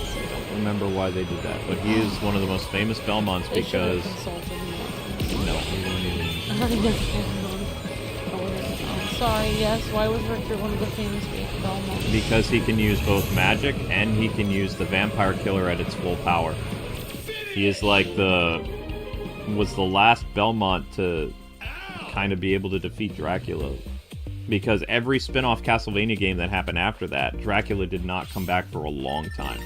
The ghost of Dracula came back several times. And even hundreds of years later, like, Richter messed up Dracula so badly that he did not come back. In fact, Dracula had to gain possession of Richter in Symphony of the Night, like after Castlevania X or Renando of Blood, in order for him to come back as a possessed ghost. And Alucard was the one who defeated his father as a ghost, a specter. And Dracula was so messed up that he does not appear again until World War II. In World War II, he shows up briefly, but he's only at half his power. So Jonathan Morris is able to defeat Dracula. I just don't get it, yeah, so people having a problem with the female in Castlevania is very weird to me, especially since the first recorded character is female. Well, Like- non-canon, but yeah. Yeah, well, In fact, she was actually supposed to come back. So, her hatred for humanity and stuff, she was supposed to return on the Sega Dreamcast in an exclusive game where Sonia comes back from the dead, like, you know, after several hundred centuries, kind of like Dracula. and she has to work with her descendant, Victor Belmont, who is this guy in the... he's from America, and he's a drunkard. He's a disgrace to the family name, and she's sent from the afterlife to whip him into shape because he has no family. He's the last of the Belmont line, and if he dies, that's the end of the Belmonts. They can't defeat Dracula because he's the last, and no woman wants to touch him. Everyone hates him, and he's this total jerk. And she was supposed to come into the picture as kind of like a resurrected person to show him and team up with him. And so you were going to be able to play as Sonia Belmont, and you were going to be able to play as this like kind of cowboy who used guns or something like that. Oh, interesting. Yeah, but it got scrapped because the Dreamcast fell apart. Oh, that would have been a cool story, honestly. That sounds interesting. They were working on it for a long time. And the end of the game, the story would be that Victor is no longer ashamed of his roots, and, he ends up finding a nice lady, settling down, and the Belmont line continues. But they retconned it, and then they never released it. So that's twice that Sonia was done dirty. So a lot of people are hoping that the new game actually is Sonia. Oh, yeah. That would be cool. Because if she's the daughter of Trevor, that's cool. It's kind of like, oh, we're bringing Sonia back. We're just changing her from the mother to the daughter. Yeah, that makes sense. Yeah, I find this... I don't understand why people are up in arms. It's just so because stupid. it's what I've told them years ago. I said, when you don't have anybody to fight anymore because you guys make so much money, you're just going to be fighting people just regularly making games with no problem. You're going to still find a way to continue doing this when there's no war to fight anymore. Like, I warned them. I said, if you guys don't pivot now, like in 2024, you'll still be doing this for years. Yeah. Just because it makes money. Shouting at the sky, like, angry at, Actually, it's funny, like, somebody was ordering something from our restaurant today, and it was like they had to get, like, a latte or whatever, and then they were like, it's $5. They're like, that's terrible. What a ripoff. It's like, that's actually not that much. Like, people are just angry about stuff for no reason. Like, it's not even that much. Like, people just get angry for no reason. That's what they're doing. But it's like, it makes, like, it's just, like, that's like saying, like, oh, like, that's the whole problem with this. It's like, it was, the whole reason why that movement started or whatever was because, like, there was just too much pushing certain characters just to push boxes, just to check boxes. But just having, different types of characters in your game that are different kinds of people, there's no problem with that. That's not why that group started. The group started through, everything started with the Me Too movement. The Me Too movement then gave birth to Gamergate. And Gamergate was originally about keeping journalistic integrity because people were doing really bad things. Like, there were women that were doing favors for journalists in order to get good scores on their games. They were doing a lot of really bad things, and they deserve to be called out on that. At the same time, too, they were fueling projects like for anti-men stuff, and then the Me Too movement gave birth to the woke movement. And then during the woke movement, that's how the anti-woke surfaced, because their thing originally was, we want to have attractive women. We don't want gender ideology. We don't want, any of this nonsense, like this political stuff in gaming. That's why they fused. So they were the opposite of what the other movement was. But then when the other movement fell apart in 2024 is when they started to die out, or phase out, or whatever you want to call it. The other group continued to gain dominance, and even though they were winning, they were still bringing up things that didn't exist anymore. Like, they were still finding a way to basically fight without an antagonist. Like, they were basically like the creature is down, and they're still finding a way of stabbing it. Like they would still like they were milking it for everything it was worth. And then when 2025 rolled around and we got all those, you know, the what do you call it? The Game Awards and Summer Game Fest, and there was none of that stuff around anymore. They still found ways of making videos and stirring the pot. They're criticizing non-existent. And now they're criticizing things that don't make any sense. That's why I called that one guy out. I said, you guys are a walking contradiction now, because your whole thing was, you know, Dead or Alive will never come back because of this, because of censorship, because of all this other stuff. Well, the new Dead or Alive 7 trailer came out and there's no censorship. Like, it's almost proving them wrong, because their whole spiel was like, the world is terrible and game developers are washed up and they're never going to do anything right again. And that's not true. Game developers weren't washed up. Game developers were just waiting until things died down so they could actually make the games they wanted again. correct. They weren't washed up. Game developers weren't. The Japanese developers, they said this best. They said, with what was going on with the West, our hands were tied. Like we had pressure from consultant groups, we had pressure from Me Too, we had pressure from all this stuff to tone down certain aspects of our game, and we're not doing that anymore because it hurt our profit margin. Like, we made a huge mistake. Like, Team Ninja said this 2 years ago. They said, we made a horrible mistake toning down Dead or Alive 6. We made some very bad decisions. We should never have listened to non-Japanese partners, is what they said. They said, we're not going to listen to the FGC anymore, which the the fighting game community is very out there. But they listen to the FGC, they listen to consultant groups, and they listen to the Me Too movement. So they mentioned all this, like the Japanese developers of Dead or Alive, and they're like, never again.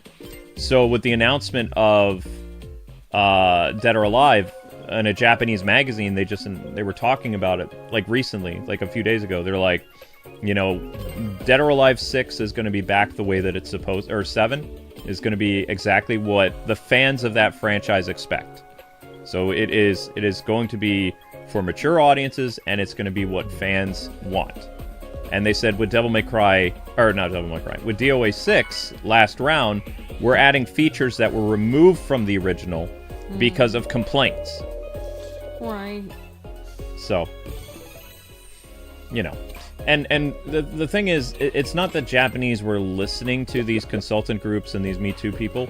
It's that they were in their face. They were very annoying. They would prevent release of their games in America if they didn't do certain things. Everybody had to be careful. Even we did for 10 years. Yeah. I mean, it was 7. I had to be careful. Everything I said, I would stop myself. Everyone did. It was terrifying.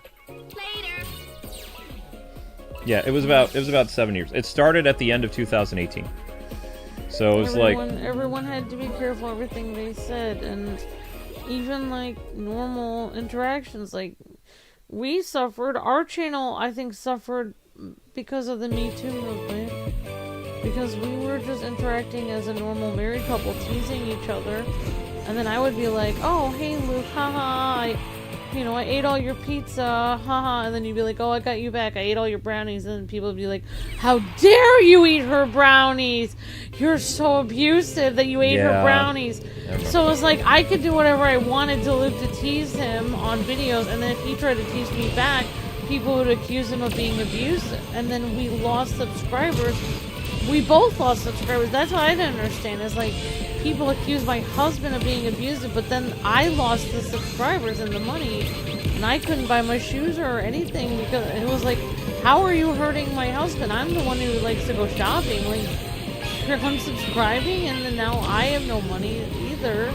We both run the channel. Like, how would that help me for you to unsubscribe? That doesn't make any sense. Like, it doesn't make. I still don't understand. Yeah, that. I got labeled as a toxic male, even though I was You were happily married man. Interacting normally with me, and then we had to change how we interacted. You want to know what I loved, like confronting these people? They would say stuff like, "Well, you can be a happily married man and still be toxic. And I'm like, It's like, how is what? that possible? It's You like, can't. if I respect my wife and I've been married to her and I've been loyal to her, how in the world would It's that make not. me a toxic man? If Luke was toxic, he'd be It's like, cheating on me. it's and like, stuff. what?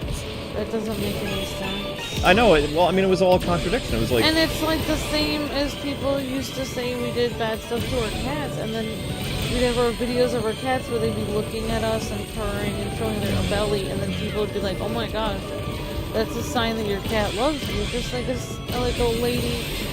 woman like being married to a man for 20 years is a sign that she's happy. Also,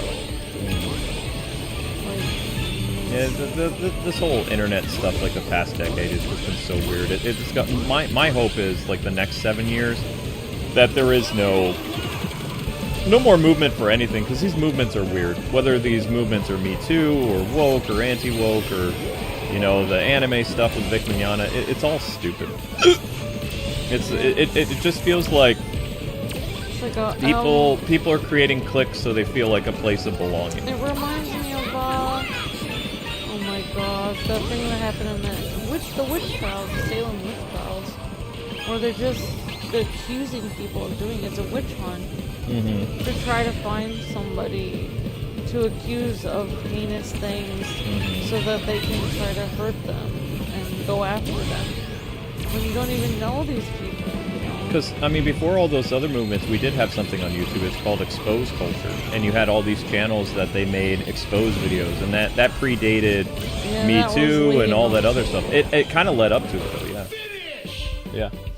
And that whole thing with, I mean, honestly, the whole thing with Amber Heard and Johnny Depp, I think, was a huge nail in the coffin to that.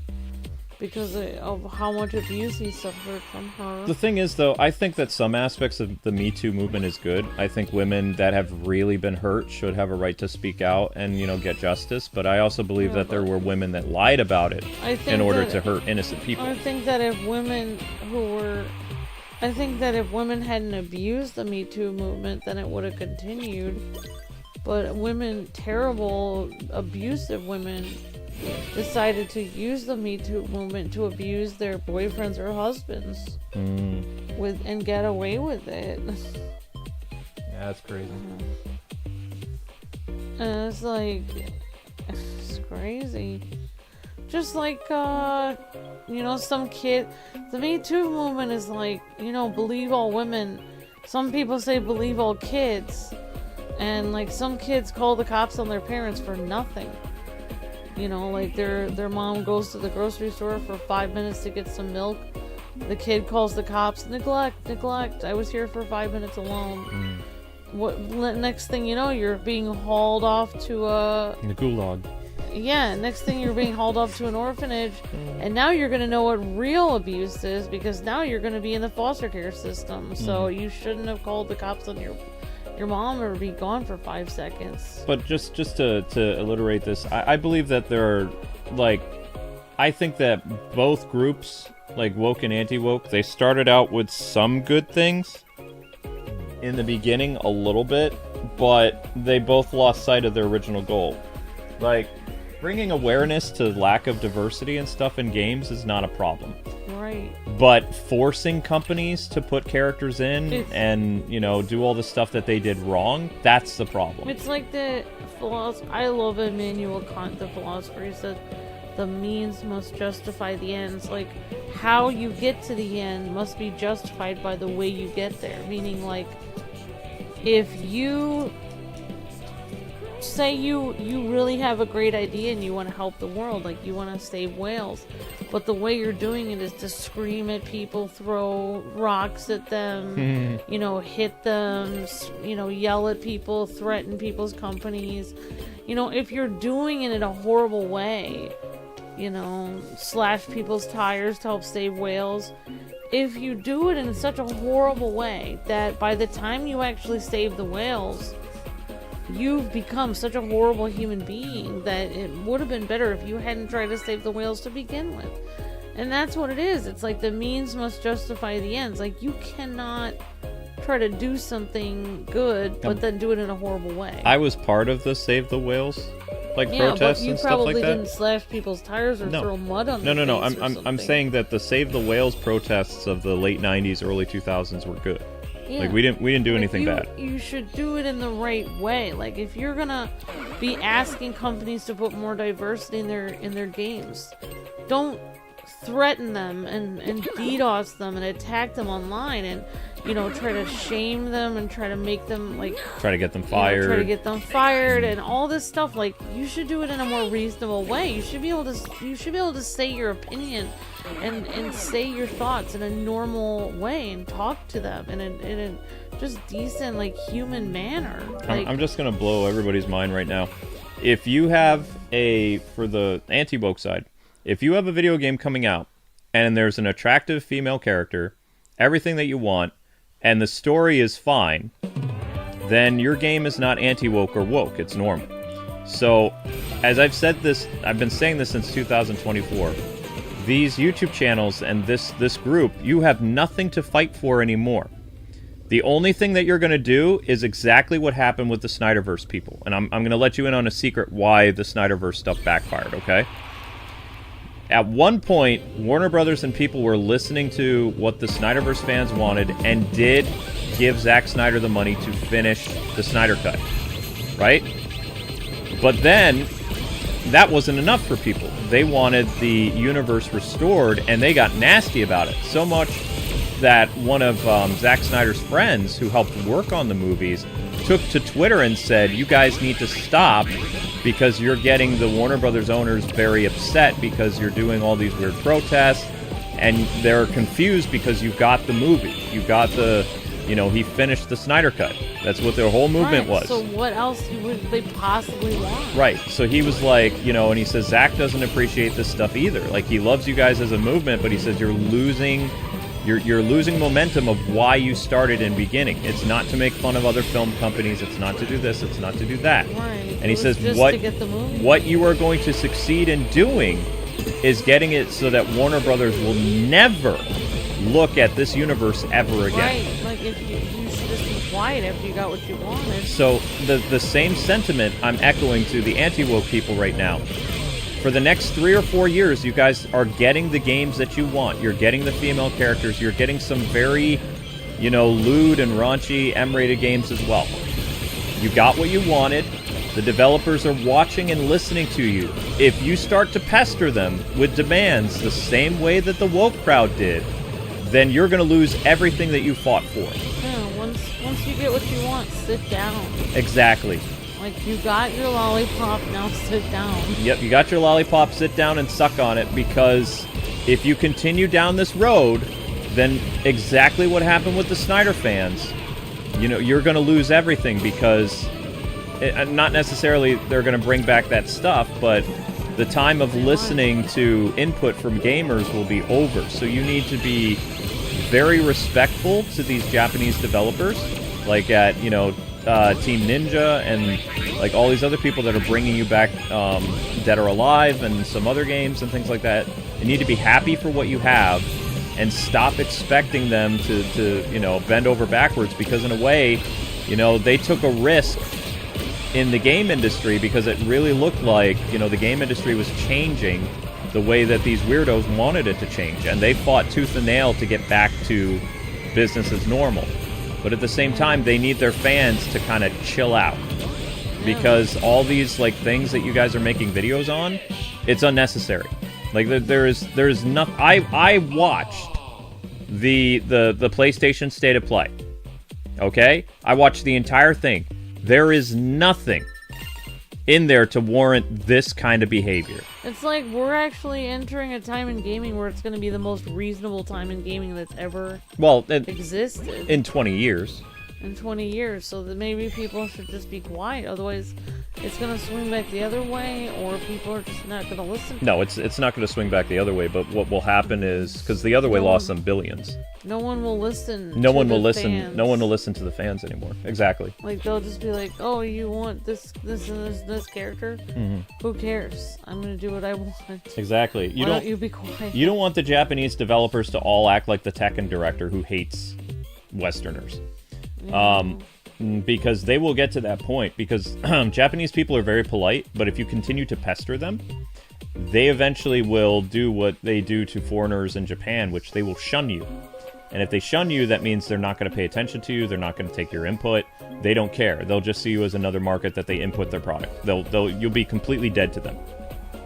Right, You know? yeah. And that's actually happening right now. So many people have been complaining about anime and, westernization and globalization to the point you had 12 anime studios say enough. And now, all this stuff, all this representation and things that people were fighting for, it's done. Like, the Japanese studios do not care about you. They do not care about your headcanon. They don't care about trying to meet American sensibilities. They hate you. Yeah, because you've annoyed them to the point where it's over. Yep. Like, they can't deal with you anymore. It's so annoying. Yep. So that's where anime is now. Anime is sick and tired of the Western fans and the Western gender ideology and all this stuff. They're done. Like, they're like, screw you. We're going to use our Japanese interests. We don't care about the Western market. We're still going to release our product, but you can't tell us what to do. You're not the creators. They're cracking down on localizers in America. They're doing all kinds of stuff because they're sick of it. But right now, the game industry is separate from anime. Like, the mindset of the developers, they're very happy about announcing the return of Castlevania and Dead or Alive and all this. This is big news. 30th anniversary of Dead or Alive, 40th anniversary of Castlevania. But these Japanese developers, they are watching social media. They are watching YouTube. And they are consciously aware of people's behaviors. So what I'm saying is, don't screw this up. Yeah, it's like people need to learn patience, and they need to learn to be respectful. Like, I don't know why, but in my mind, when I was saying, like, how the means has to justify the ends, it kind of reminded me of, like, I know it's a fictional character, but the biggest example I can think of is Mr. Freeze, where the goal he wanted was to help his wife, but he went so far beyond, like, above and beyond to a weird place where he was killing people and robbing things and stealing things to the point where it's like, dude, like, this is not going to help your wife anymore. Like, you could have actually done this in a more reasonable way, and you may have actually gotten a better result if you had been more reasonable. No, he was reasonable. He didn't. Mr. Freeze did not kill anybody, like, in the early days. He was just stealing technology. Oh, I guess I got that wrong. So the Snyder fans are worse than Mr. Freeze. After Nora came back, and she married somebody else, and Victor didn't return to Gotham, and Victor's condition turned him into a head. Then, because of remorse for his life, the loss of his wife to another man, he wanted revenge and to take away everything from the people of Gotham. The thing that they cherished the most, he would destroy. Because that's what happened to him. He lost his body, he lost his wife, he lost his life. The condition that made him finally had its toll on him. It turned him into a monster. Originally, he did become a criminal because... Well, he had to. Well, he didn't have to. He could have, like... No, there's nothing he could do. In Mr. Freeze's case, there was nothing he could do but turn to crime. Like, the cost for her treatment was too expensive. He couldn't do it. Yeah, but he could have asked somebody to help. No one would have helped him. It's Gotham. Bruce Wayne didn't know him. Bruce Wayne ended up funding his research when he was in prison. Right.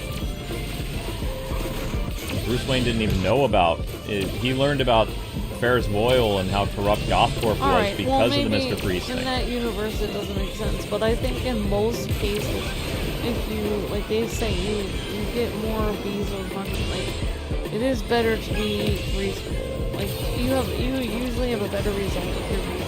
No, I'm not saying that. Like, to some degree, like, in normal situations. In like normal situations, yes. Asking for a game or something, not like having raised your wife from the dead because she has a horrible disease. She wasn't raised from the dead. She was in cryostasis, except cryostasis technically is your body temperature. I mean, like, if you're asking people for something you want, it's better to be reasonable than to be demanding.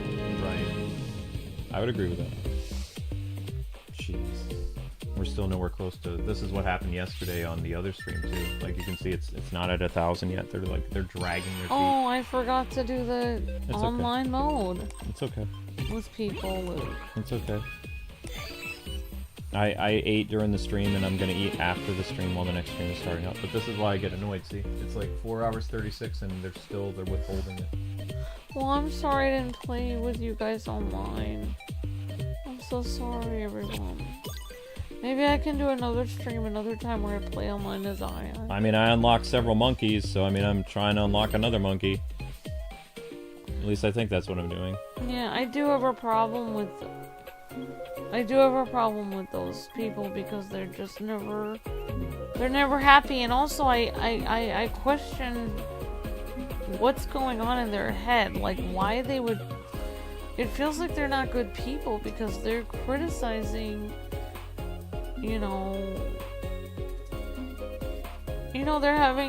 they're criticizing having people of other ethnicities, having people who are women in games, having, they're criticizing having diverse characters, and that's actually a good thing. So I don't understand what they want at this point. They're what's going on in their mind to criticize having I already told you. It seems crazy that you wouldn't want. It seems crazy. Why would you criticize having multicultural characters in games and having women in games? Like, why would you criticize that? There's not really a bad thing. That's like a good thing. I don't understand why they would criticize that. It seems such a weird thing. Because some of the games that did that, well, actually the majority of the games that did that the past 7 years were walking stereotypes that were fueling the points of that group. Yeah, but it's not like that anymore. No, it's not like that anymore. Hey guys. In fact, you have a Silent Hill game coming out where it stars a person of color, and he has like some horrible disease that's turning him into a monster. He doesn't have time to, go over Twitter bullet points. He has to find this plasma to prevent him from being turned into a monster, and he's wandering the world of Silent Hill. There's nothing in there just because you see a character of a different skin color or gender doesn't necessarily mean that it is geared toward a certain social group. Yeah. And when I mean social group, I mean woke or anti-woke. Yeah. And also, I find it, interesting that, that was one of the cool things. I didn't grow up with Power Rangers, but, Luke showed it to me later. But it's interesting hearing, Walter Jones talk about his experience with Power Rangers.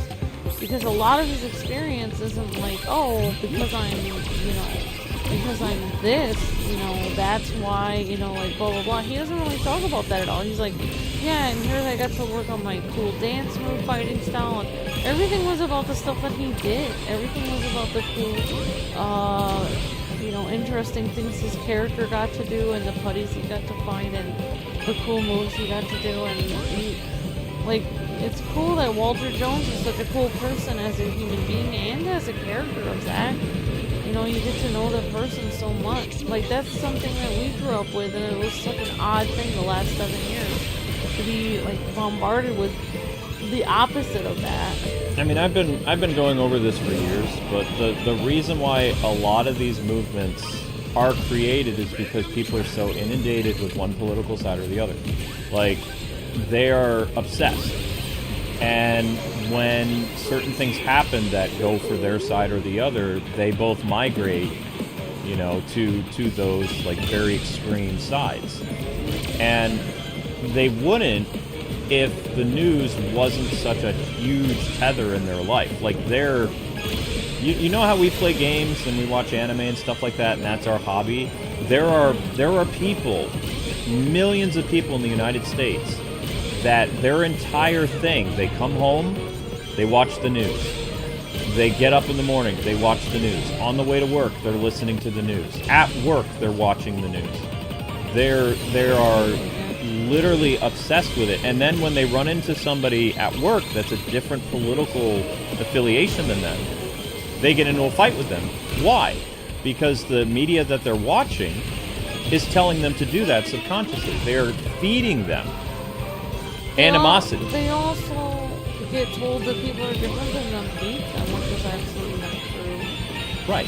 But the reason why the news does this stuff is because bad news makes money. So the reason that we even have a 24-hour news network is not for the benefit of anybody. It's for the benefit of the people who work for the 24-hour news and the people who own the 24-hour news. It's not a benefit to humanity. Like, having the news be a couple times a day, like, everybody asks, how were people so nice in the 80s and the 90s? We didn't have 24-hour news networks. I didn't want to know, but I keep getting bombarded with this horrific case. And it keeps coming up, and I keep clicking off of it. I don't want to know. I do not want to know. I don't want to know. I'll give you guys. I cannot. I'll give you guys an example. There was something horrible, really bad, that happened in Albany, New York, in 1994. Really, really bad. It didn't make national news, but it involved a school and it involved a stabbing, and it was horrific. No one in the state, other than the town that it happened in, knew about it for years. It didn't make the news, except for local news. It didn't make 60 Minutes, it didn't make CNN, it didn't make Fox News because they didn't exist. If that incident happened today, okay, what happened in 1994, it would be all over the news. And people would have panels talking about it. They would have social media events about it. It would be something that would constantly be talked about. Everyone would have to be... And everyone would have to choose a side on the issue. And everyone would have to know about it, too. Like, there's a lot of things I don't want to know about. I don't want to know horrific crimes. I don't want to know it. I don't want to think about it. I'm a person who has a huge amount of empathy. If I see a news story and a violent crime, I feel like I am the person who the crime is being committed to. But I have such empathy, and it bothers me. It scars me to hear about that. I don't want to hear about it. But that is the difference between our society that we grew up with in the 80s and 90s and what people experience today. When something bad happens about it, whether you guys want to or not, it becomes national news. Every network talks about it, and it's always in your face. You can't get away from it. Like, anything happens, even if it's a small incident of like 2 people dying, you're going to find out the people who died, you're going to find out the person who did it. Whether you want to or not, it's going to trend. It's going to be everywhere. I don't Whereas think before, people should have to deal with that. Before, it's very stressful. Before 24-hour news networks, if something happened prior to 9/11, the rest of the country did not know about it because it only impacted the town where it happened. That's honestly how I feel. Like, for me, it's like if a horrible thing happens and there's like say it goes to trial and there's like a jury and they have to decide if the person, what kind of penalty, how many years of prison or whatever. I don't want to know. Like, the people on the jury will have to have post-traumatic stress from that.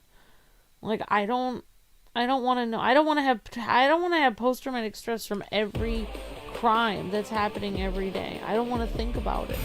Like, if you have to be summoned for that jury, or you're the judge, or you're the police officer, or you're the family, or whatever, and you're involved directly in the crime, then I can understand you're going to have that horrific crime echoing through your mind for the rest of your life. But I don't want to know about it. It has nothing to do with me. Right. But like, I'm not the judge, I'm not on the jury, I don't want to know. People weren't trying to get to the truth of 9/11 when they kept having the news on. You want to know what happened? When they kept their cameras on for 24 hours on the Twin Towers, like, you know, after the incident, Fox News and CNN made a boatload of money. That's sick. That's sick. That's so sick. That's so wrong. So after 9/11, because CNN existed since like 1982, but nobody watched it. It was there. After 9/11, like the week of 9/11, all these like worldwide 24-hour news networks made so much money with people watching them. Let me finish, please. Let me finish, please. So they made all this money off of 9/11 that they then started to introduce panels of people discussing different political sides to the same issue. Because before, the news would be like, okay, this happened, this is what's going on, we're going to keep you updated about this. Now when something happens, they're like, okay, this happened like an hour ago, we're going to keep digging and we're going to find out and we're going to update this story in 5 minutes. And you don't want to miss this because we're going to keep talking about this. And then we have a panel of experts who are coming on and they're going to talk about this. And then afterwards, then you have a talk show host or a host of like a program. And then their entire program is like, we're interviewing people that were at the scene and they're going to tell us what they think about this. And then after that, don't miss, because we have a panel of experts from law, from like a lawyer who's going to come and discuss this case with us that's still ongoing. And then what they do is they break it up into different segments, but they're still talking about the same thing. Why? Because they make money. They're just like stretching it out. But what they don't realize that they're doing is the public that's watching this and eating this up, most of the American public are idiots. Whether they're Democrat or Republican, they're all stupid, right? So they continue to watch CNN and Fox and CNN are continuing to fuel their aggression for their side. And then when they meet someone of the opposite political side, what happens usually? They get into a verbal argument and sometimes in a fist fight. They're just causing... They're causing anger for no reason because it makes CNN and Fox money. That should be illegal. They should not allow that. The best way for society to heal nowadays and get back to the 90s and 80s is the news has to be only a few hours a day. There should be a law that the news can only be on for so many minutes a day. I would make that law. And society today is more violent than it ever was in the 90s, in the 80s, or even the 70s. We are a more violent group of people, no offense, than the past 3 generations in our country. There is a cloud of violence that is like around people's eyes and stuff like that. You know what I do when I keep getting bombarded with news stories? Just turn it off. Violent crime. I click on a video about like a fun fact about animals. I go to a nature channel and I watch that. When I'm in YouTube, I look at facts about mice or whales or the ocean, and it really helps me feel better because I cannot deal with that. What I like about my audience is my audience doesn't really have time to spend watching the news 24 hours a day because they are here with us, you know? They might have the news on in the background, but I'm also on the background, so I can counteract what's going on in the real world. Because I don't surround myself with the news. I am informed, but I get little snippets from like texts that say, this happened here, or the weather says this, or this political candidate did this. And then it's like, okay, I know the basics of what's going on, but I'm not watching the panels. I'm not watching the back and forth rhetoric. I'm different than you. I don't even watch the news at all. When I go outside and it starts snowing and I'm at my restaurant job, I'm like, oh wow, it's snowing. They're like, didn't you watch the news to see what the weather was going to be? And I said, just no. Look at the sky. No, I don't. I don't watch the news to see what the weather's going to be because it's not worth it. No, I'm saying like when you go to Twitter. Yeah. And when you turn on your computer, you can't completely run away from the news. But what I see like a marquee of text, and it says, this happened, or this nuclear power plant, went down, or, so the celebrity died. It's like, I'm aware of the news, but I don't click on the articles because the articles have like a wall of text. It's like immediately in the headline, they told me what happened. But I feel like the game industry, like the YouTubers that do gaming channels, I feel like they mimic the news people. Like, they're just hype. They're like, Nintendo is gonna be bankrupt within a year.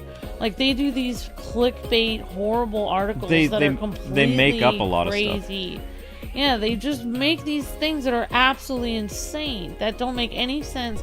And I just think, like, they have zero journalistic integrity at all. There is no journalistic integrity anymore. They just lie for views. This is what they do. Tom Holland said something, right? They'll go and they'll make a video. They'll be like, Tom Holland said that he's no longer Spider-Man after this new movie, and I'm going to talk about this. And then as they're getting done with the video, they're like, in actuality, this is weird because Sony said that Tom Holland is signed on for 3 more movies plus 3 MCU movies, so I don't think the rumor going around that Tom Holland is done being Spider-Man is true. But now I want to hear from you. So it's like they build up their audience for 10 minutes, And at the end of the video, to save their base, they're like, well, I agree with you guys that Tom Holland is not done being Spider-Man, and I have no idea where this news story... It is manipulative. It is manipulative. Say it's like lying. It is. It's like saying, hey, you know, like your mom called and you know your cat's really sick, and then you're like, really? And then they're like, well, and then you talk about it for 10 minutes, and then you're like, oh yeah, well, I don't really think that was really your mom because the person said they were pretending to be your mom, by the way, and it was just your friend and they were joking. But to get back That's to like, your... So you're completely lying and then you backtrack on your lie, and that's your video. To get back to your statement before, you're like, I don't understand how these people stay in business. These people stay in business because they've created an audience that's geared towards certain types of, like, you know, angry news. So what they do is they continue to bring them the news, but they stretch what the news is in order to make those people keep watching their stuff. So they're kind of doomed where they are. They will never, ever be able to get out of the rabbit hole they put themselves in because they're always going to have to chase that, like, fictional story or whatever to appease those groups of people that subscribe to them. Because the people who subscribe to them, they're not there for the nitty-gritty of what's going on. They're there to get angry and to be upset about something. And they are looking to you as that fuel to, you know, keep them going out of control. They don't want a sensible answer. They don't want, oh, okay, you know, well, this probably isn't happening. They want to be upset that Tom Holland isn't Spider-Man anymore, even though it's not true. They just want to be angry. It's like people click on the video because they want to be angry about something. Right. Exactly. Yeah, So the reason why these drama channels still exist is they're fueling a fire that they don't want it to die out because they're the CNN and the Fox News of this generation. They're the gaming CNN and Fox News. Correct. Which is horrible. They're fueling people's anger to keep people angry so they keep watching. And that's how they make the money, and that's why they do the podcast. That's why I haven't appeared on Side Scrollers and all those other things, because they want to talk about issues that I said, those are non-existent issues. Right, they're not issues anymore. There's things going on, like back then I was like, you know, the Dead or Alive guy just passed away. You know, we should be talking about his legacy. We should be talking about, will they bring Dead or Alive back? Will, you know, this kind of stuff. And they wanted to talk about, like, some VTuber that exposed themselves, or they wanted to talk about, like, something about Sweet Baby Incorporated that wasn't relevant. And it's like, you have relevant game news right now, and it's like, I don't want to be in this show. And they said, well, we don't know when we can have you. And I'm like, well, I guess I won't be on your show then. Right, because they're never going to talk about anything reasonable. No, they're never going to talk about anything reasonable. Exactly. It's because they've garnered an audience that expects this type of stuff, and they're stuck delivering it. It's almost like someone who, they get millions of subscribers watching them play Minecraft. They have to keep doing it. I wish you had a show where you could bring game developers on and interview them. I don't have enough numbers to do it. I've reached out to game developers. They said, you get more views on your video, I'd love to sit down for an interview. Okay, well, maybe you will. I don't know. That's what I hope and pray for, because you should interview developers for a good thing. That's like, I was upset because it's like, it's funny that, you know, like, never mind. I just found it ironic that, like, the year, I just feel like people miss out on important things. Like, Star Wars, they never promoted, James Earl Jones' birthday, the year before he died. Mm-hmm. His 80-something birthday before he died. There was only a few obscure places promoting it. They could have said thank you to James Earl Jones for making their, you know, series great, but they didn't. They were so focused on their new stupid characters for Star Wars that his birthday just came and went. They didn't promote it at all. Mm-hmm. And, like, you know, the same with the Dead or Alive person. It's hilarious that, I find it absolutely hilarious that, like, Star Wars did this whole push for diversity, yet they completely ignored James Earl Jones' birthday. And James Earl Jones is a person of color who literally made their series what it was. James is gone, though. I know. He's in heaven, hopefully. Hopefully. What he, you know, was. That's between him and God. Yeah, but I'm just saying, like, I just feel like they're like missing. It's just, they're so stupid. Yeah. They're dumb. Yep. All right, guys, this is going to be the last race because we just now crossed over to 1,000 views. It took 4 hours and 55 minutes, so this is literally the final race. But I'm saying, like, unfortunately, like, people that tell you good things, they don't get attention in the algorithm and stuff either. Like, Amber and I are considered a wholesome channel or whatever, but we don't get any traction from the algorithm because we're not doing stuff that, like, you know, rocks the boat. I do remember, like, a few times on April Fool's where we would be like, it's over. And people thought our marriage was over, and they came to look at our channel. I noticed that there are some Facebook couples, like, they do vlogs. Mm-hmm. And a lot of their pranks on each other are about doing things that would cause the relationship to be over. Yeah. And then the wife or husband finds out, oh, never mind, it wasn't another girl or whatever.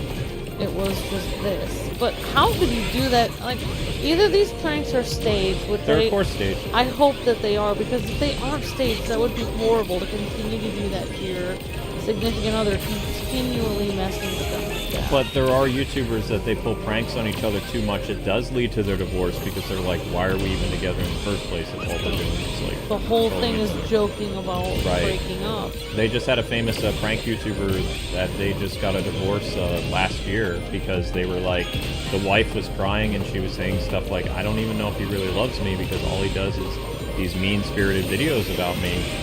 Right. You know, and it's like, it doesn't feel like a prank anymore. It feels like he's just doing it because that's what gets the most views. Yeah. And sometimes she was like, sometimes it's fun, but you know, all the time it's fun because it makes them money, but it's not fun because it hurts her feelings. What happens is these YouTubers, and I was the same way, you know, except a little bit different because my wife really loved Disney Infinity. I did not. Disney Infinity made so much money to the point where I was very angry at Disney Infinity because no matter what I did, only Disney Infinity made bank. All the other games that I showcased on the channel, all the Batman lore that I wrote would only get like maybe 20 or 30,000 views. And you say like, oh, 20 or 30,000 views, that's great. But the Disney videos were getting millions of views. So it's like, I was getting jealous of my own content because no matter what I did, it wasn't any good. Looking back, I feel like sometimes when you were like jokingly teasing me on videos, I feel like there were some fans that were rage baiting in their own version of reality. Like, they were taking it in their mind like it was more than it was. Well, more than a tease. I cussed somebody out, what was it, last month? Because the people were saying some mean stuff about us on Twitter again, and I didn't want cancel culture to start up again. So I was like, you know what? I'm done dealing with these losers. I'm going off. And I did go off. I said some pretty clever things. I cussed them out real good. But their reasoning was, I don't like him because I perceive him as being abusive to his wife. Right, how could you... But if that's not reality, then your perception is wrong. And the funny thing is, everything that I've ever done with you online, like my mannerisms, how I speak to you, it's exactly textbook ADD, though. Like, how I respond to Amber, and how, like, Amber's a normal. Like, she's a cute little normal girl. I'm an ADD boy.